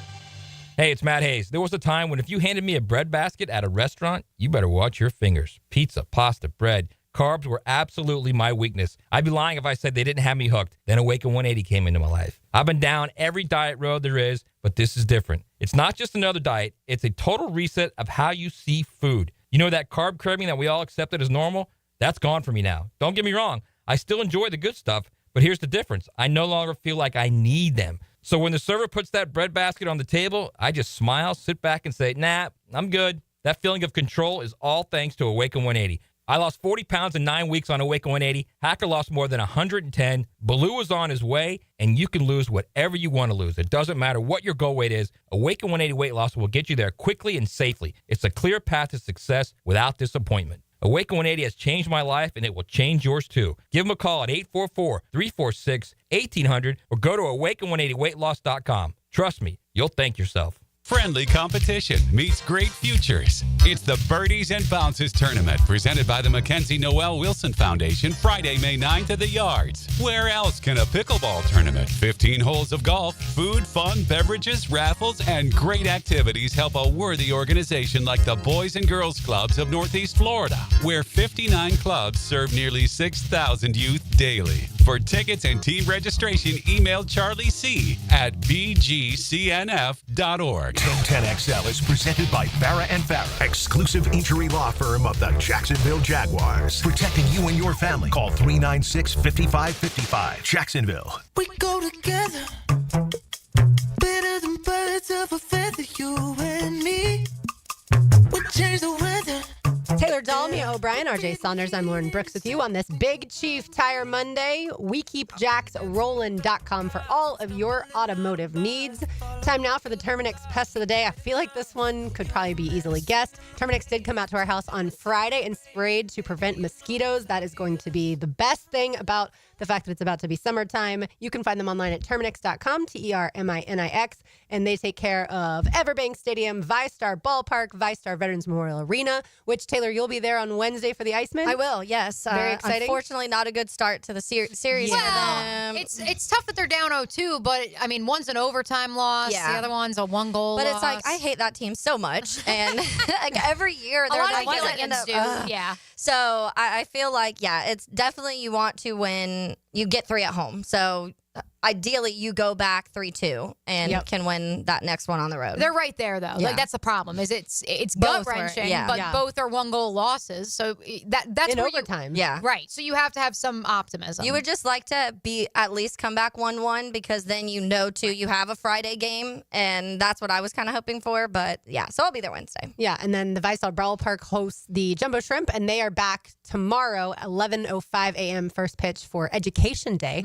So that'll be a lot of fun. And so then they're back at home this week versus Gwinnett. And actually, right now, we've got a pair of voucher tickets to the Jumbo Shrimp to be used for any home game this season. The Shrimp are home, like I said, starting tomorrow for the series against Gwinnett. Be caller number 4 at 641-1010, 904-641-1010. Caller number 4, you win the pair of voucher tickets this time of year. So nice to see the Jumbo Shrimp. Go ahead. I wonder what the Gwinnett hot dog is. We got to do some research. Was there like an ATL dog? Yeah. But yeah, so like I said, the pest of the day today is very easy. Thanks to our friends at Terminix. It's Denzel Aberdeen. You can't go to Kentucky from the University of Florida after you just won a national championship there with Todd Golden, and you were going to be a starter on this team. And I'm not saying every team Todd Golden has from now on is going to be as good as this one this past year. I'm certainly not saying that. But you know he can coach. You know he can develop. Why would you go to Kentucky, of all places? I mean, I know the real answer. He got, I'm sure, paid to go to Kentucky. Yeah, and from our friend Neil Blackman of Saturday Down South, Denzel Aberdeen, a Florida native, turning down a guaranteed starting job for the defending national champions and almost certainly finishing his UF degree. To come off the bench at Kentucky is a sign of the times. He will get paid nicely up front, but it is a big risk. I don't like it. Me either. Again, going in conference is just not something that I prefer to begin with. But yes, according to all reports, it wasn't the fact that Todd Golden brought in Xavier Lee from Princeton and he'd be the starting point guard. It wasn't about playing time. It was about the fact that Denzel Aberdeen wanted to get paid more money. And look, if Florida has told him that they're allocating their resources to other guys, if Condon comes back, if Chinley comes back, if Hauk's able to stay, which as of now he hasn't declared for the NBA draft. Cooper Flagg has, though, from Duke. I understand it, but I just don't like it. I would have preferred non-SEC, and especially Kentucky. Florida Kentucky has certainly a basketball rivalry. I remember seeing a tweet back in like February sometime, and Pat Young had tweeted saying that he could see Denzel Aberdeen being for the Sixth Man of the Year award.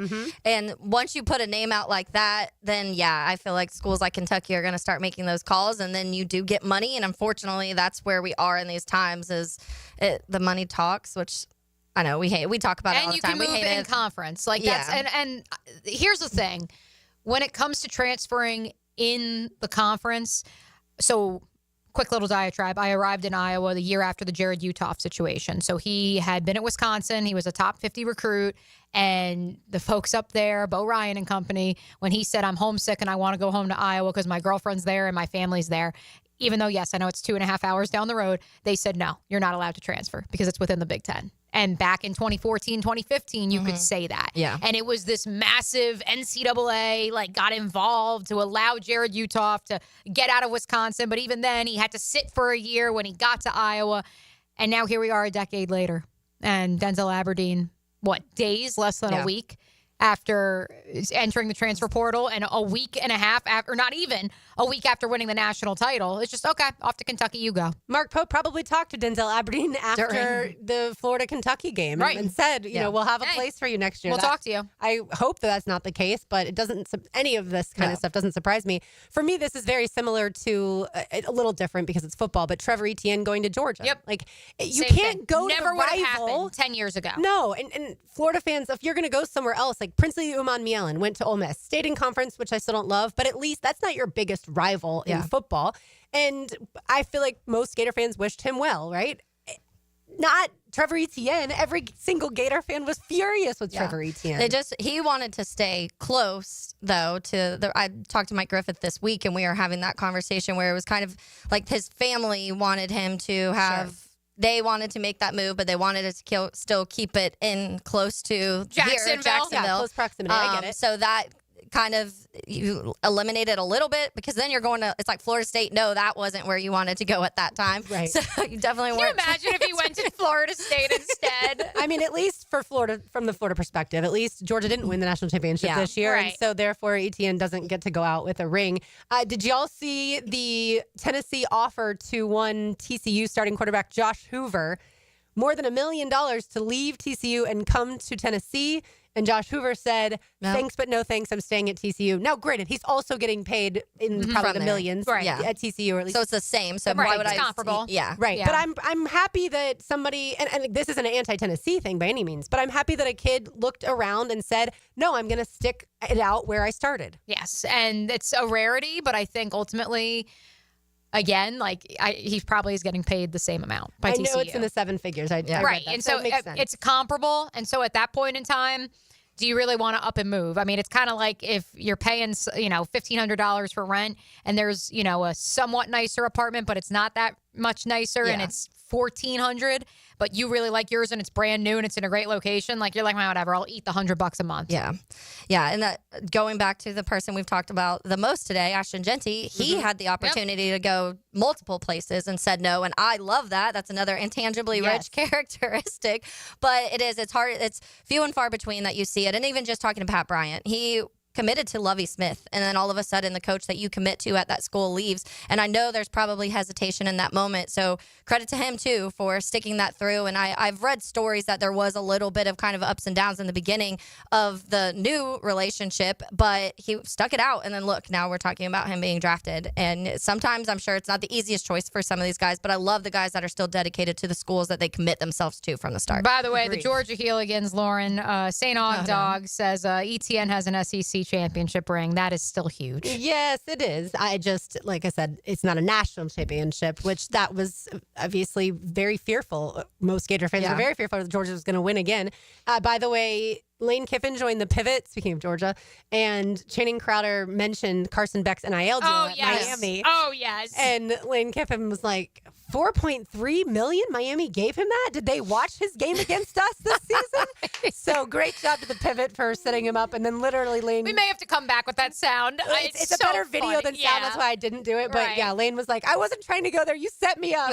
But I loved it. All right, we've got one segment to go. You are listening to Helmets and Heels on a Big Chief Tire Monday on 1010X on 92.5 FM. There's a magic in live radio that crackles with life and energy. Let's go home! Your home for live play-by-play is 1010XL. AA Automotive helps keep your vehicle in dependable and safe condition. Call Sam, Harry, or Joe, and they'll check your brakes, tires, fluids, electric, and motor, so your ride runs smooth on the road. That's AA Automotive on Richard Street. Mia here. People typically start and end their day by visiting their closet. So shouldn't that space feel calm, organized, like a little moment of luxury? That's why I chose Closets by Design. They specialize in custom solutions for every lifestyle and budget. Call them this week to schedule your free in-home consultation and get 40% off plus another 15% off and free installation. Call now at 1-800-293-3744 or visit closetsbydesign.com. Closets by Design. Imagine your home totally organized.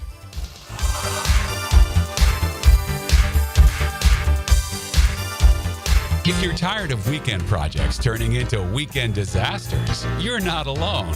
Building a fence isn't as easy as it looks. And let's face it, your neighbor still hasn't fixed his lopsided masterpiece. But Superior Fence and Rail makes it easy. Highly trained professionals, top quality materials, and a fence you'll love for years to come. Skip the stress and call the pros today. When you're on the fence, about the fence, SuperiorFenceandRail.com. Your home is more than walls and a roof. It's where you breathe, drink, and power through life. At Donovan Air Electric and Plumbing, we're here to keep it all running smoothly. From clean, cool air to clean water, reliable power to expert plumbing, we do it all. For over 35 years, families have trusted Donovan to make their homes healthier, safer, and more comfortable. Call Donovan Air Electric and Plumbing today. 904-270-COOL, where health meets home. Big Chief Tire Monday on Helmets and Heels. 1010XL's draft previews are brought to you by Big Brothers Big Sisters of Northeast Florida. Be a Big. If Liam Cohen is looking to replicate what he had in Tampa Bay with a pair of talented receivers, the 6'4" Ted McMillan would be amazing to pair with Brian Thomas Jr. McMillan is a possession receiver with the size and ball skills to create big wins deep. He also has a knack for adjusting his routes and working back on throws, which would certainly make Trevor Lawrence's job a whole lot easier. Direct from Broadway, MJ, the Tony Award-winning musical, is starting something all across America.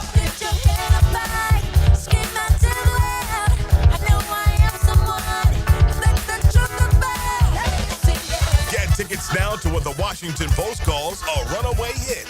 MJ the Musical, playing Jacksonville Center for the Performing Arts April 22nd through 27th. Tickets at fscjartistseries.org.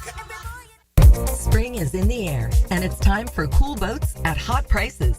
Come to the Jacksonville Spring Boat Show, April 25th, 26th, and 27th at Metropolitan Park. Don't miss killer deals on boats and accessories, plus fishing seminars, kids events, and more. The Jacksonville Spring Boat Show, presented by Jacksonville Chrysler Jeep Dodge Ram Westside. Come by boat and get in free. Tickets and info at boatjacks.com. That's boatjacks.com. Get the best soccer talk on the First Coast on the Coaches Show, presented by Sporting Jacks. Cole Pepper, Sporting Jacks head of soccer Mark Warburg, and Sporting Jacks women's coach Stacey Bailey discuss the beautiful game Tuesday evenings at 6 on 1010 a.m. Hello, Jacksonville. This is John Johnson with First Coast Recycling. We buy junk cars. If you have a car or a truck that you're looking to get rid of, then look no further. If you absolutely, positively have to get that car out of there, accept no substitutes. Fast cash is at your fingertips. Just call First Coast Recycling at 904-294-1659 today for a quick and easy quote. Come on, let's take your driveway back. Jumbo Shrimp Baseball is home this week at the newly renovated Five Star Ballpark. The Jumbo Shrimp take on the AAA Atlanta Braves. Don't miss Thirsty Thursday and Fireworks Friday and Saturday. Baseball all weekend. Tickets start at just $5. JackShrimp.com for tickets. Jumbo Shrimp Baseball. Affordable, family fun.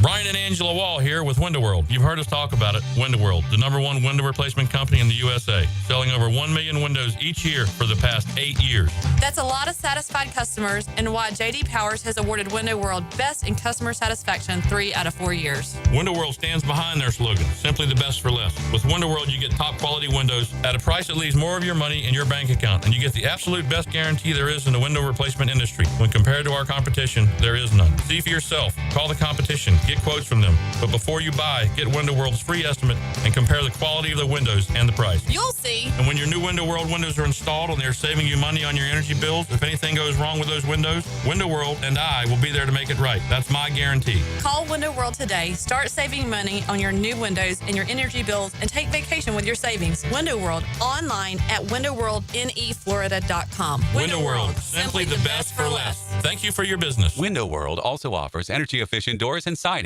1010XL is presented by Farah and Farah, exclusive injury law firm of the Jacksonville Jaguars. Protecting you and your family. Call 396-5555. Jacksonville. Now, the Cool Down with Donovan Air Electric and Plumbing. Keeping Jack's cool since 1987. One name that we have not mentioned nearly 2 hours into today's program, and perhaps what's somewhat surprisingly, considering I feel like we said his name every other word last week, because Nico Iamaleava has officially transferred to UCLA from Tennessee. On3 Sports reporting that UCLA quarterback Joey Aguilar, who just transferred from App State 5 minutes ago, is now back in the portal. Oh, that's so frustrating for someone like him. He's literally moved across the country from North Carolina to California, and now he has to find another home. That's one of the other things that's driving me crazy about the transfer portal, and especially in football, the spring window. Usually right after spring games, what do we get? We get the way too early top 25 college football rankings. Yeah. Nobody can put that out yet. We have to wait until the don't spring even know who the transfer portal. quarterbacks Correct. Like, literally, you can't figure out how to rank teams because there's guys still moving. When does this one close? Soon. Yeah, I think soon. Sometime in May. Okay. Our friend Andy Staples of On3, though, I'm getting a kick out of this. He just tweeted out, my co-host Ari Wasserman says that Joey Aguilar now has a chance to do the funniest thing ever. Go to Tennessee? I say he has a chance to do the most poetic, symmetrical, and possibly ironic thing ever. And yes, that would be going to play for Josh Heupel at Tennessee. Honestly, I'd be rooting for him so hard if that was the case. If he goes to Tennessee, just because of all of the other antics that have gone on and the way that Heupel, I felt like handled things so well. If Aguilar came in and played really well this season, I'd be like, heck yeah, let's go. I know it's hard for you because it's Tennessee. Yeah, I'd root for them as long as it's not against Florida. Yeah. By the way, the spring transfer window closes April 26th. It's only open for 10 days. The December one is open for 20 days. Okay. So yeah, this one closes this weekend. All right, when it comes to golf, I wanted to give a shout out to FSU. The women's team won the ACC championship in women's golf. And obviously that's extra special because all of the home athletic events for FSU this past weekend were canceled. This obviously was not on the campus in Tallahassee. And so huge shout out to them and kudos to them for winning the ACC. Everyone connected to Tallahassee right now needs some feel good stuff. It does look like, according to FSU's website, that FSU baseball will play the game tomorrow night against Stetson. That moved up to 5 o'clock. Okay. I was going to say first pitch was 6 o'clock. So I do feel like in the wake of the tragic shooting, the more kind of back to normal you can get, the better as far as to try and heal. But, I also saw our Schofel tweeted out like his daughter who attends FSU wasn't sure if she wanted to go back on campus just yet. They did open the campus back up today. I can understand that. There's still a lot of trauma involved when it just happened last week. Speaking of baseball, FSU is still ranked 10th in the country. The baseball rankings go like this. Texas 1, Clemson 2, North Carolina 3, LSU 4, Tennessee 5, Oregon State 6, Arkansas 7, Vandy 8, Georgia 9, and like I said, FSU 10. A lot of SEC teams, as you notice, and Florida does this upcoming weekend take on 7th-ranked Arkansas, so certainly good luck to the Gators. Florida did win 2 out of 3. Top there, too. Yes, a few, certainly. And look, I mean, Tennessee, the most recent winner now at 5. That shows you just how good college baseball is. UNF, meanwhile, bounced back from the loss on Thursday to West Georgia, and they won on Friday and Saturday. And now UNF travels to South Carolina tomorrow night, first pitch at 6:30. And JU swept Florida Gulf Coast. These are the scores: 8-0, 3-0, and 7-1. So really good baseball there for the Dolphins. JU plays host to Bethune-Cookman tonight at 7 o'clock, and Florida will play, who is it? Tomorrow night is Georgia Southern. Yeah. So look, it's the baseball team for Florida, not nearly as good as the men's basketball team. I'll just say it like that. And I do feel like there's, but hey, grace they did it last year. Right, I was just going to say, this is a baseball program that snuck in. I mean, were they the last team into the field? One of the last. Yeah. Right. And what did they do? They went on a run. What is their record right now? Do you know off the top of your head? They're below 500 in conference play. But I know Hicken outlined it. It's like you have to take care of business against the Mississippi States, the Mizzous, the South Carolinas of and the that's world. what happened last year. I remember being like, they have to do this, and this to get in, and they did all of that. And then once they got into the dance, it was anybody's game. Yeah. But ultimately, they had a Jack Caglione hitting like 36 home runs at that point. That's the problem, right? Brody Jonay is kind of like that, though. Right. Well, I was going to say, you don't have a Jack Caglione, though. I don't think you have a transcendent player who, when you need either a run or you need someone to throw 5 scoreless frames, like there isn't that guy. Yeah, so 6-12 overall in conference play, like I said, well below 500. Jack Caglione is the most interesting one, obviously, because I don't think you have a transcendent player who is concerned. All right, also in the world of golf, Justin Thomas winning the RBC Heritage. Oh yes, it was awesome. JT. Did you guys watch? Yeah. Oh my God, I was locked in. And it was one of those things where Andrew Novak, right? Andrew, I always make sure I had the right first name. It's a great story. He's one of the. I always make sure I had the right first name. It's a great story. He's one of the. He would have won his. It would have been his first win on the tour. Palmetto State native. They kept talking about that. He was certainly dialed in on 16 when he hits that birdie putt from about 20 some odd feet out, and you're like, oh my God, this may head to a playoff. My goodness.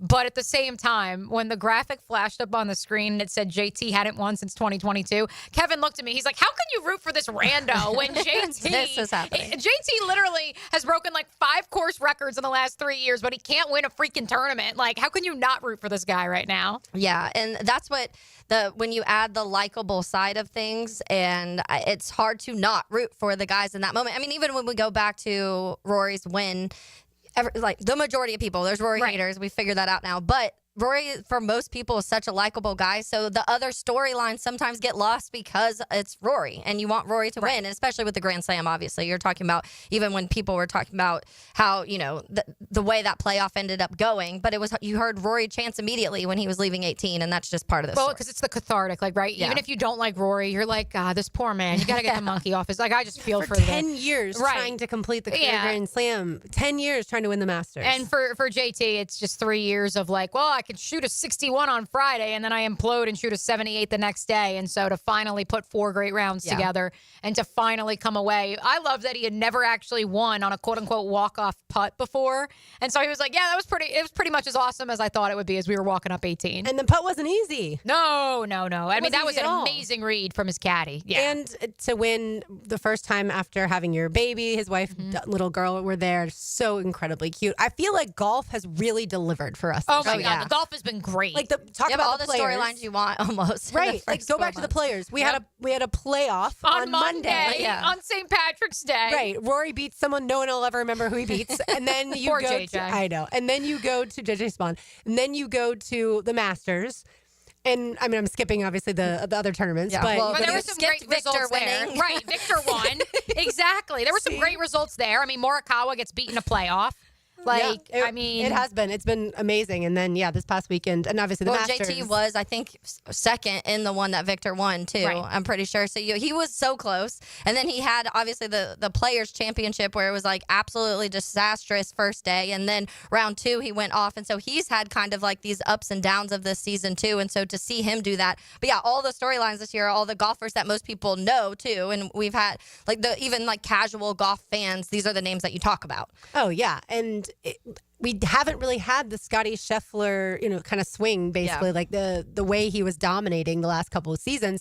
And so I feel like he's kind of waiting in the wings. Yeah. Oh, he's coming. It's coming for sure. And so, he'll certainly win some golf tournaments. All right, I want to circle back to the Jaguars. It is draft week, the number 5 pick overall. I'm going to make Taylor Dahl, Mia, make her choice on this Monday because you believe the Jaguars are taking Mason Graham. You are confident in that. Yes, I am. I believe the Jaguars are taking Ashton Genty. Yep. I am not nearly as confident as you are in Mason Graham, but that's obviously one thing I want to happen too. Taylor Dahl on this Monday, the Jaguars with the 5th overall pick, assuming they don't trade out of that position. Yeah, I was about to say I don't think they pick 5th. Okay. I'll just say that. I agree. I don't honestly think they pick 5th. And I'm glad you that was your response, Taylor, because enough people have texted in and been like, do you think they trade back? Yes! Where do you think the smoke is coming from, folks? I've recently in the last couple of days heard they're desperately trying to get out of that 5th pick, which to me says that as much as we go back with these two players in the Mason Graham and the Ashton Genty, they find more value in getting some more picks and filling some more holes rather than getting one of these players, a running back maybe a little too high is what people think, or a Mason Graham that maybe has some unpredictableness for some people. Are the Bears the team that's coming up? And I don't know. That's a lot of what I'm seeing a lot on there. I haven't heard that the Bears are trying to aggressively move up in any way. I've heard that the Bears like a lot of these running backs in this draft, and honestly, I've heard more than the relative of fitting a Ben Johnson offense. I've heard a Travion Henderson fitting his offense a little bit better. So I don't know. That doesn't mean it's not, but from what I've heard in that world, they're not trying. And Ryan Poles is not a trader upper either. So Trader upper. So granted, maybe Ben Trader Johnson Poles. gets Trader Poles. maybe Ben Johnson's like, yo, you saw what I did with Jahmyr Gibbs, and let's see. But to that point, a lot of people compare him to some of the other backs more than they do in Ashton. But also, here's the thing. I was listening to Daniel Jeremiah's conference call that he did with the media last week, and he said he doesn't have that much different of a grade between Omari and Hampton and Travion Henderson. Yeah. And Travion Henderson, he actually just dropped his final 150, but I believe he comes in somewhere around 33. Yeah. And Hampton is 20. Mm-hmm. But he has them basically with the same grade. Yeah, and that's what I've heard a ton too. One quick thing from Adam Schefter, referenced it earlier. He said many mock drafts have pegged the Jaguars to select Michigan defensive tackle Mason Graham at number 5 overall. As the venerable Lee Corso says, however, not so fast, my friends. New GM James Gladstone, who has 10 picks to work with, including 4 in the top 90, might not be that predictable. As one league executive said recently, Jacksonville is a wild card. Watch. And then over to Dane Brugler, he said, I don't think the Genty to Jacksonville pairing is talked about enough. No other player at number 5 makes a greater impact for the Jaguars than Ashton Genty, in my opinion. So it's just interesting how it really was full Mason Graham, 100%, and then it started, I feel like, to change. No. I would argue that this started changing about a month ago. First, you heard the Jalen Walker smoke. Yeah. The last people started trying to mix in other names because it was so Mason Graham for the beginning. Yep. And then people started being like, maybe we're too far ahead of ourselves in this and didn't evaluate all of the needs that the Jaguars actually, all of the holes that they actually have. And that's what I've heard a lot of people say too about, and when it comes to the Bears side, a lot of people are saying it would be maybe a second-round pick to get up to that if they wanted to, and they don't think that's worth it. And so in the same sense, a lot of people are like, for a running back at 5, to give up capital for it, probably not worth it for a lot of teams. And so it also, I think a lot of it comes into, to me, somebody making a move like that means they're ready to win. And for a trade up to 5 for Genty would be it would have to be a team that feels like that piece is kind of one of the final pieces they need, not someone who has a lot of work to do. Yeah, I come back to about a month ago, there was the Jalen Walker smoke. The last week and a half or so, it's been the Genty smoke. And then this morning, Todd. They were mixing in Tet. And now this morning, Ted is like, that's the new, it could be Ted McMillan. Honestly, I tweeted it. I know I corresponded with some of you in Healigan Nation online. For me, I don't know if it's just planting seeds, if it's just throwing some smoke out there. I don't know if it's intentional. I don't know if it's unintentional. But one way or another, if the goal is to trade back, this is a masterclass. Yes, I said it, by James Gladstone, to just put the word out there that, maybe the Jags are open. Maybe they got a couple players they'd be looking at, and they'd be more than willing to trade back and hope the other player is still there. It's ironic because, we talk about how it's not a great draft, right? This isn't a great class. I do want to asterisk that though, Lauren. It's a draft that has good quality starters. It is devoid of blue chip talent. Mm-hmm. Right. And so what's inevitably going to happen is there's going to be teams that trade up, and we're just going to kind of laugh and be like, but I thought it wasn't that good of a draft class. Yeah. And I think that when you talk to people, there's a lot of depth in this class is what they say. And so and we talk about the link to what the Jaguars' needs are, and those position groups being some of the deeper position groups too. But I do think there's always those more desperate teams. Every single year, there's those more desperate teams that say, we really need an edge rusher, so we have to get up to get Jalen Walker. We have to get up to get Shamar Stewart. We'll see where he ends up going, because I've heard so much chaos when it comes to him. Michael Williams. Those are the two that I love Mike Green outside of the off the field stuff. He's my favorite edge in the draft personally. So we'll see where he ends up going, what teams evaluate when it comes to the off the field issues with him. But if there's that team that's we need an edge rusher really or bad. offensive tackle, or too. offensive tackles. Yeah. And so because you do have those ones that are kind of early and some more versatile ones. But there are always the desperate teams that come up and they're like, okay, this guy is, 10th on our big board. We don't pick until late teens, so we got to move up or we're not going to have the chance. From Albert Breer's most recent column on SI, the Jaguars have also signaled to teams that they would be willing to move down, which again would be difficult to do this year. And also, again, I just go back to what did James Gladstone say to Jordan Rodriguez and Greg Rosenthal at the Combine? That we have 20 picks for now, and they're open for business. And here we are. We're right back where we started. All right, let's say hello to XL Primetime. Now, the 2-minute drill. Serviced by Cool Cats Heating and Cooling. Locally owned and operated. We're your neighbors. CoolCatsJacks.com. The coolest cats in town. Hello, Joe. Hello. All right, so the Jaguars are taking who with the 5th pick versus who do you want them to take with the 5th pick? It's funny because I do think this whole Ashton Genty thing is picking up steam, and Daniel Jeremiah's kind of jumped in on it a little bit, and people are saying, hey, you are helping your quarterback when you do that, which is all fine and good, but I've been pretty consistent. If that line isn't fixed, that run game isn't there, and so I still feel like it would be a fun pick. Everyone would get all jacked up for it, but I just don't think that'd be a great move. I still would rather deal with the lines of scrimmage at that 5th pick. Mason Graham makes the most sense, therefore everyone doesn't like it. So, that's just the way it is. I just love how we're having the conversation. Is Mason Graham Aaron Donald and is Ashton Genty LaDainian Tomlinson? Yeah. Just figure that out and you've got it. You've got a good draft. The one, I can't remember. It was someone put the LaDainian Tomlinson as like his floor, and then they were like his ceiling. I can't remember who they said, and everyone's like, okay, so Hall of Famer or Hall of Famer? Are we really doing that I think right it was Walter Payton. I think it was. And it's like, what are we doing Right, you here? can't do that. Now, just as just a counter to it. Now, Rand Carthon was not a successful general manager, okay? Let's just put that out there. He was bad for the Titans, which is good for Duval. But anyway, he was a good running back when he was at the University of Florida. He put the Genty comp below Jahmyr Gibbs and Bijan Robinson. And I'm like, that, as gifted as he is, he still is nailed to the ground, 5'8", not the biggest cat, not the fastest cat. We don't know exactly how fast he is. But anyway, he looks dynamic, but you're right. Let's not put some stars and gold jackets on him just yet. All right, Joe, what's coming up? So we'll definitely get into that. We're just going to try and each day do a little bit of a comparison. If this or that, what will help this team the most? And then we'll jump into the transfer portal, what's going on with the Volunteers and a few other ones. So we'll have some fun talking college football, but primarily draft. All right, sounds good. Thanks, Joe. All right, thank y'all. That is day 1 of draft week for us. One day tomorrow, and then Wednesday's our media mock draft. Woo! So what on earth do the Patriots do in that mock draft? What do the Jaguars do? It will be so much fun to find out. For Mia O'Brien, for Taylor Dahl, for RJ Saunders, I'm Lauren Brooks. These heels are made for talking. We will talk to you tomorrow, but don't go anywhere. XL Primetime is on deck. Yeah.